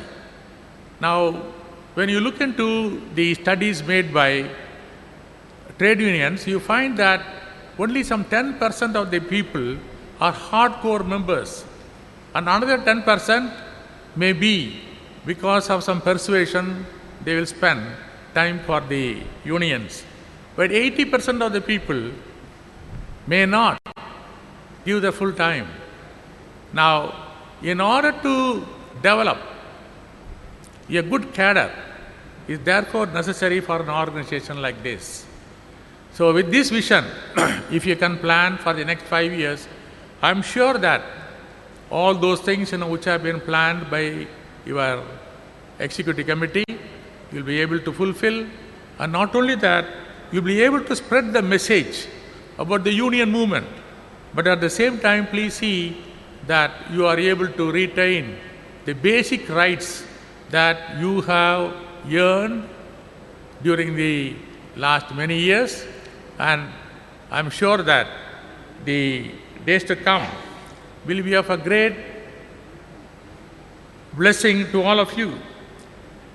I only want to request that the process of developing leaders must be also the most important thing of this organization. And in the words of Radolf Nader, the role of leader is to produce more leaders, not more followers. Look forward and move on. God bless you. Thank you for this opportunity.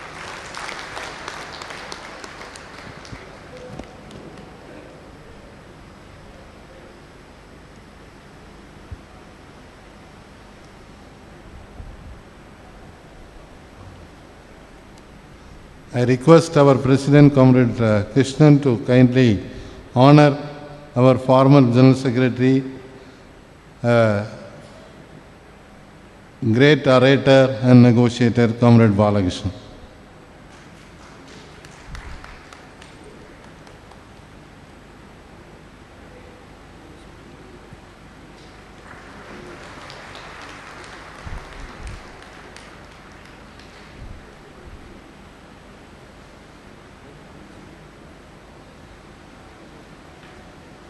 Thank you, sir.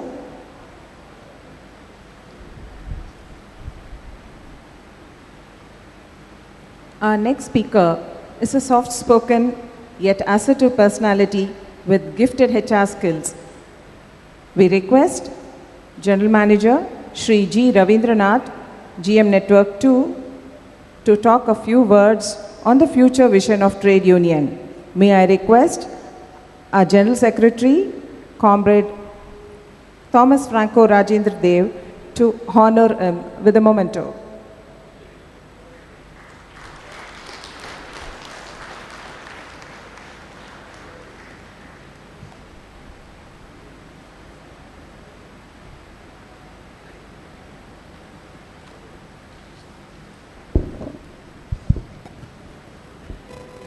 Good afternoon, everybody.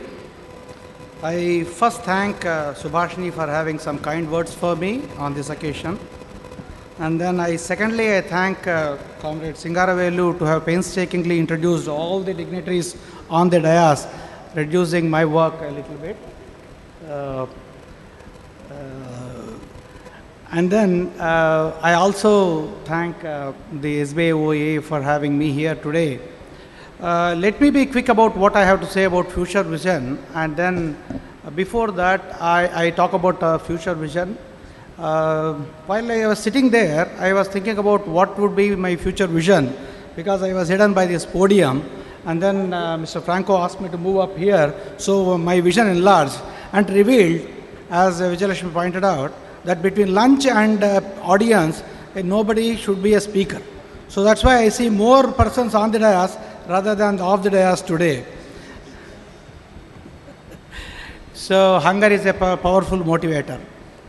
The future, before that let me felicitate, we bring our felicitations here to SBIOA, a great organization of which I was a member for 18 months in my earlier part of career, and my General Secretary, I would say Mr. Balakrishnan, is also on the dais. I joined this circle in 1985, and then he visited Karaikudi in that year, and I had a brief interaction with you in 1986. So I carry those interactions forward as well. I joined in the circle in the year 1985, December.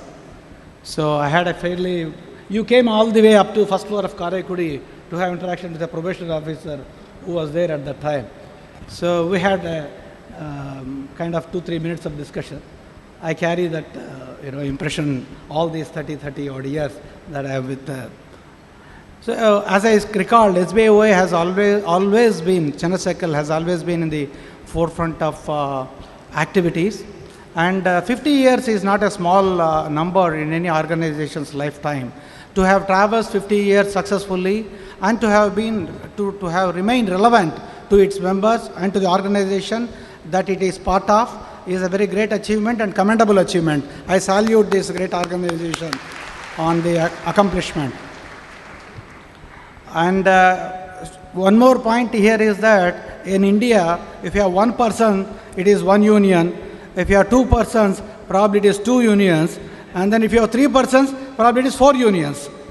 In that regard, to remain with relevant to this circle and then having command or grip over or pulling up all our members together is also a very, very commendable achievement for the organization, and speaks of the leadership that it has bred all over time.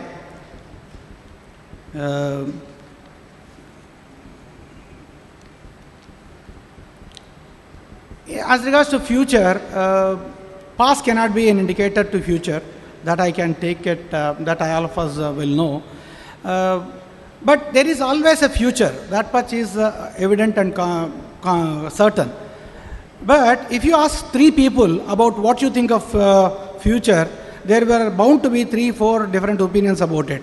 No 3 economists or no 3 doctors have same opinion about a particular case or a situation. But here, I think we are in agreement. Vijayalakshmi has articulated how the future of banking would be, and Comrade Moses has articulated how a work-life balance should be in future, how organizations will be growing, and as well as they will make more and more demands on your personal time, both for organization growth as well as commercial objectives. So in that regard, future has a lot of challenges for us. For example, within the organization that we are part of, SBI is bound to be as a larger, it's also a part of larger economy, and at that point, India is again a part of the global economy.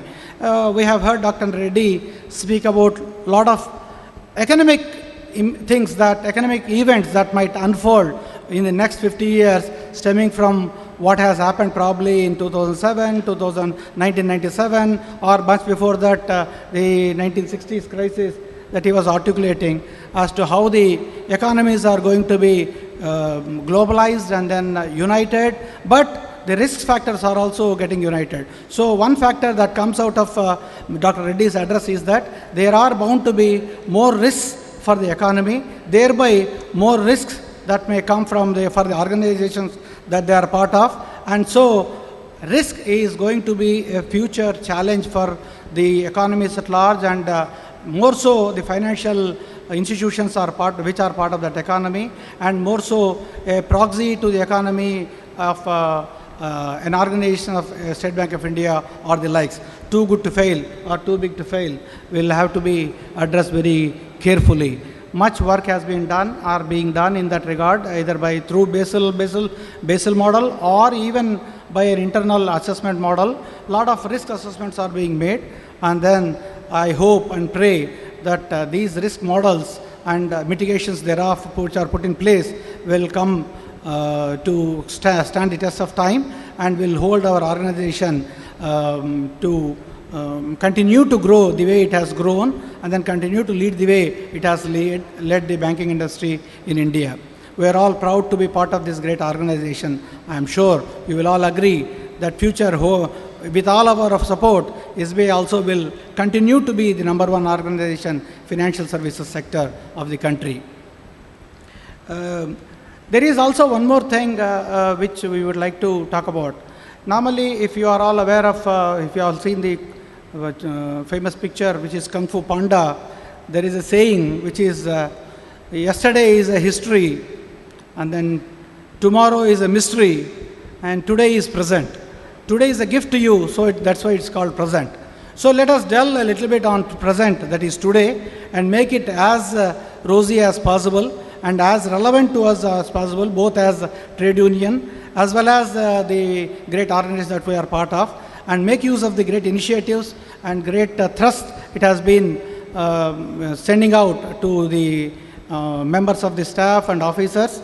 So one such initiative I thought I would like to mention here is Grihatara. So Grihatara, as I bring it to this speech, because Grihatara holds a very key ingredient of our immediate future. As retail banking will be the focus of lending for some more time, because we are still in the curve of economy is still in the curve of stabilization, and probably a little uptick is seen here and there with various initiatives of the government as well as the larger economy at large as well. Because retail lending is going to be the thrust area, and of retail lending, home loans are going to be furthermore important aspect, I would request all of you to have a look at the Grihadhara opportunity that is given to each of the staff member. And then each of your contribution by becoming Grihadhara will go a long way in steadying the ship of SBI and in this troubled times, and then continue the organization on its path of growth for some more time to come before the actual growth kicks in from various initiatives that the government has taken. So I take this opportunity to appeal all of you for being part of this great initiative that is Grihadhara, and all of you can mobilize, each one get one kind of a campaign which is already there. So I send this, I request the Officers Federation as well to spread this message across to all its members. We are doing it from the administrative side, but if it comes from your side, it will carry a little bit more penetration as well. The second aspect that I would touch upon is that while there is a lot of change that is expected to come, the digital part of it, as Vijaya has articulated, is going to be the more important aspect of change that is bound to come.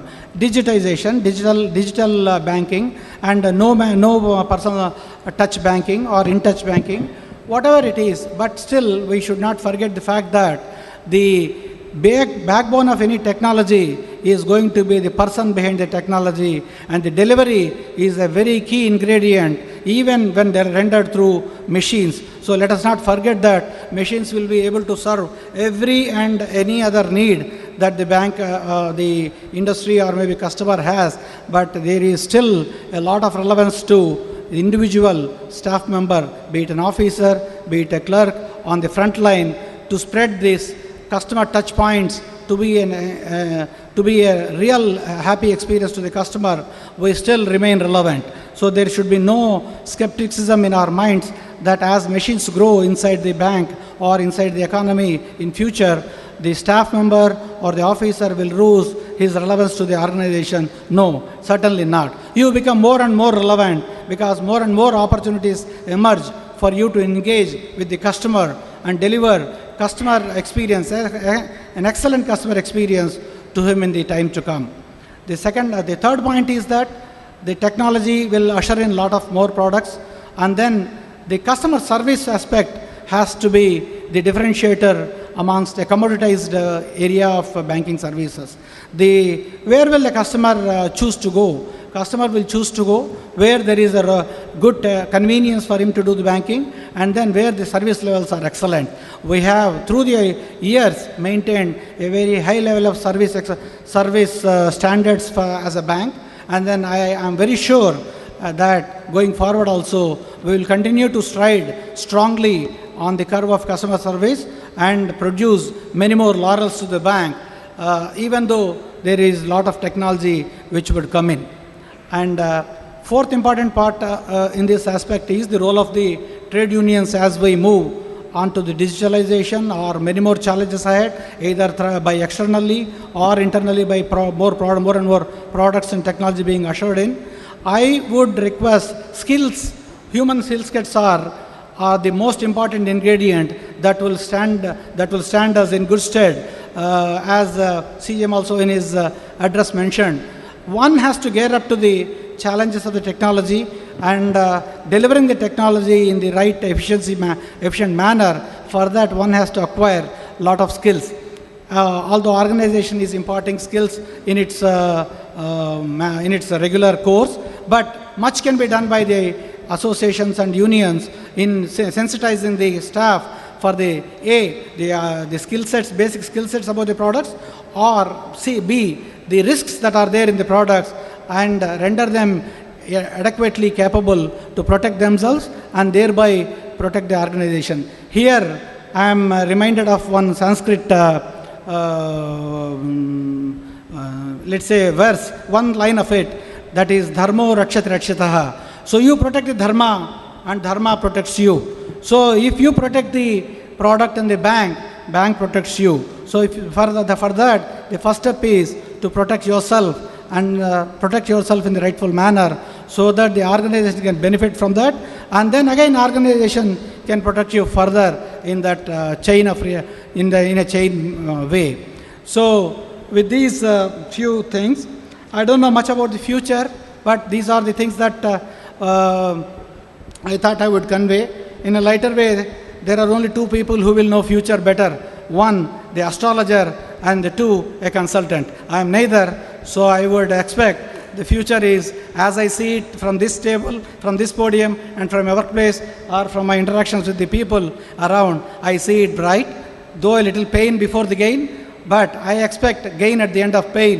So I request all of you to be geared up for the great challenge that is going to come upon us in terms of new technology, new expectations. But I am very confident, being a part of this association movement as well as the organization for the past 30 years, I am very, very confident that we are in ability and skills, we are less comparable to anybody in the industry. We are one of the best talents in the industry, and I am sure that we will be reaping benefits of this particular movement of skilling ourselves in the days to come. Thank you. I wish SBOA very happy progress for the next 50 years, the way they have grown in the past. All the very best to you, comrades. Thank you.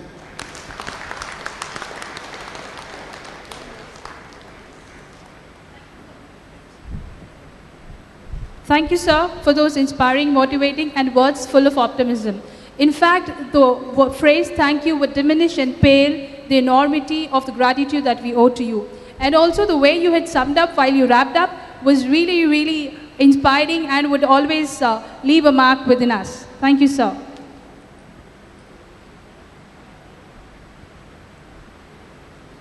We now request Comrade Ramkumar Sabapati, Joint General Secretary, All India State Bank Officers Federation and General Secretary, Mumbai Circle, to say a few words about the future vision of trade union.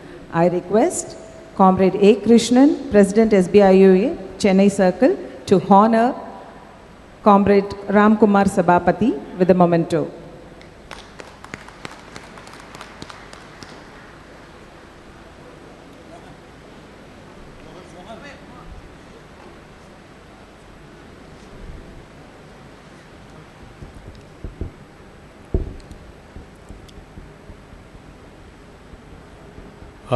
President of today's program and President of Chennai Circle, Comrade Krishnan, ever active General Secretary of SBIOA Chennai Circle, Comrade, and the President of the All India State Bank Officers Federation, Comrade Franco Rajendra Dev, Dr. Reddy, Comrade Moses, Comrade Balakrishnan, and all the leaders of the yesteryears, the General Managers, Mr. Ravindranath, Madam Manilkar, CJM in absentia, and all my other colleagues on the dais and off the dais. I think I am getting an indication, not only from the audience, also from this one. Also, I am also in a hurry to leave. That's why they have preponed my address. Actually, if I am supposed to talk on future vision, standing in Chennai Circle, I think it will not be justice. Chennai Circle, everybody has been saying, has been in the forefront. But if I had, as a General Secretary of another circle association, coming from Mumbai, I can vouch for it. Many of the areas, be the activities, cadre development programs, schools, we are also conducting these activities, but we are following the Chennai Circle. Chennai Circle is far, far ahead. Last 2 days we had a seminar on in the SBOA Public School. Our HMs and the resident trustees had been here. நான் இன்னைக்கு இங்கே வர்றதா இல்லை, ஆனால் Franco தோக்கடிக்க முடியாது. முந்தினத்து SMS அனுப்பிச்சாரு, you have to come for the golden ஜூப்ளின்னு. நான் கிருஷ்ணன்ட்ட பேசுறதுனால I did not reply that message, ஏதோ பிஸியாக இருந்து போயிடுது. அடுத்த நாள் இன்னொரு மெசேஜ் வந்தது. Then I called him up, sorry there are some family commitments and I am unable to make it. அவர் உடனே சொன்னார், இல்லை கார்டில் பேர் போட்டாச்சு, நீங்கள் வந்து தானே ஆகணும் அப்படின்னாரு. ஸோ அடுத்தாப்பில் வீட்டில் சொன்னேன், சென்னைன்னு சொன்னதுனால ஒய்ஃபும் ஒரு அப்ஜெக்ஷன் எடுக்கல, போயிட்டு வாங்கன்னு சொல்லிட்டா. So that is why I am here today. And a second time in Coimbatore also I witnessed that. In Chennai, I think I am the first person to speak in Tamil.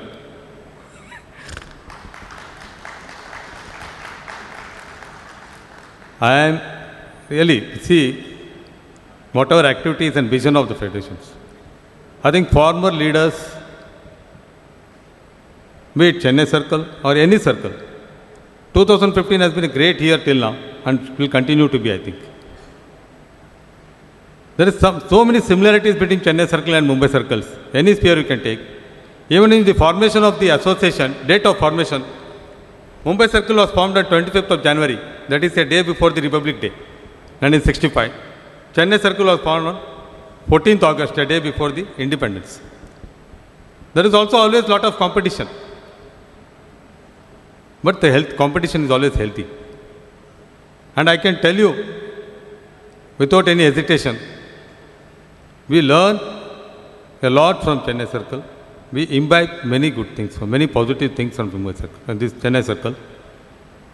Comrade Franco always used to say, used to appreciate our bulletin, Mumbai Circle bulletin, which we bring out every month, 16-page bulletin. But even the books, which you have, educational materials that you are supplying, equipping your members and also the other affiliates, I think it is something wonderful job. When you talk of vision, I think Comrade Moses put it rightly. Vision and mission go hand in hand. If you have to, mission is a goal and vision is a sight. When we talk of an organization, it's a foresight. And so if you have to achieve a goal, you have to have the foresight. And I think by the journey of last 50 years, we are continuously, I think, that has been done by the leaders over the years. Perceptions about the public, SBI public schools that is being conducted, opened by the organizations are different in each circles. When we think of expanding the educational activities, in Mumbai Circle they say, why you get into that? But when they see the success of Mumbai Circle, Chennai Circle schools, then they say, why not we also expand? This one activity, I can tell you my school also, our two schools we have in Aurangabad and Nerul.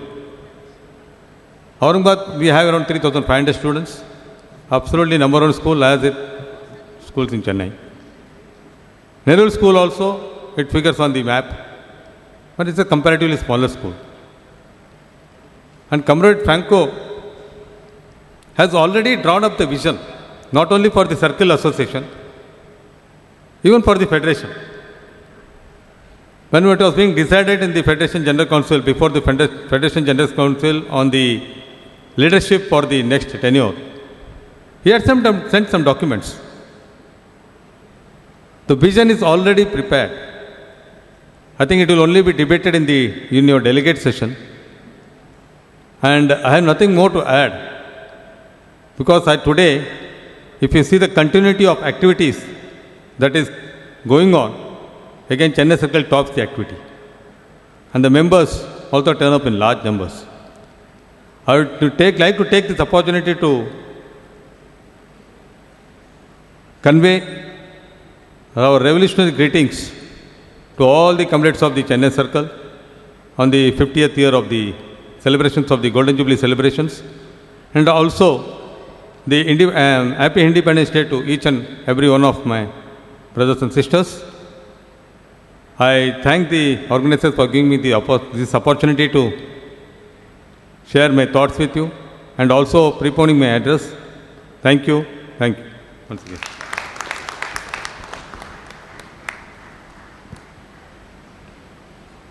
Thank you, sir. We now break for lunch. We will reassemble by 3 p.m. We have the duty and a pleasant job of honoring our former office bearers.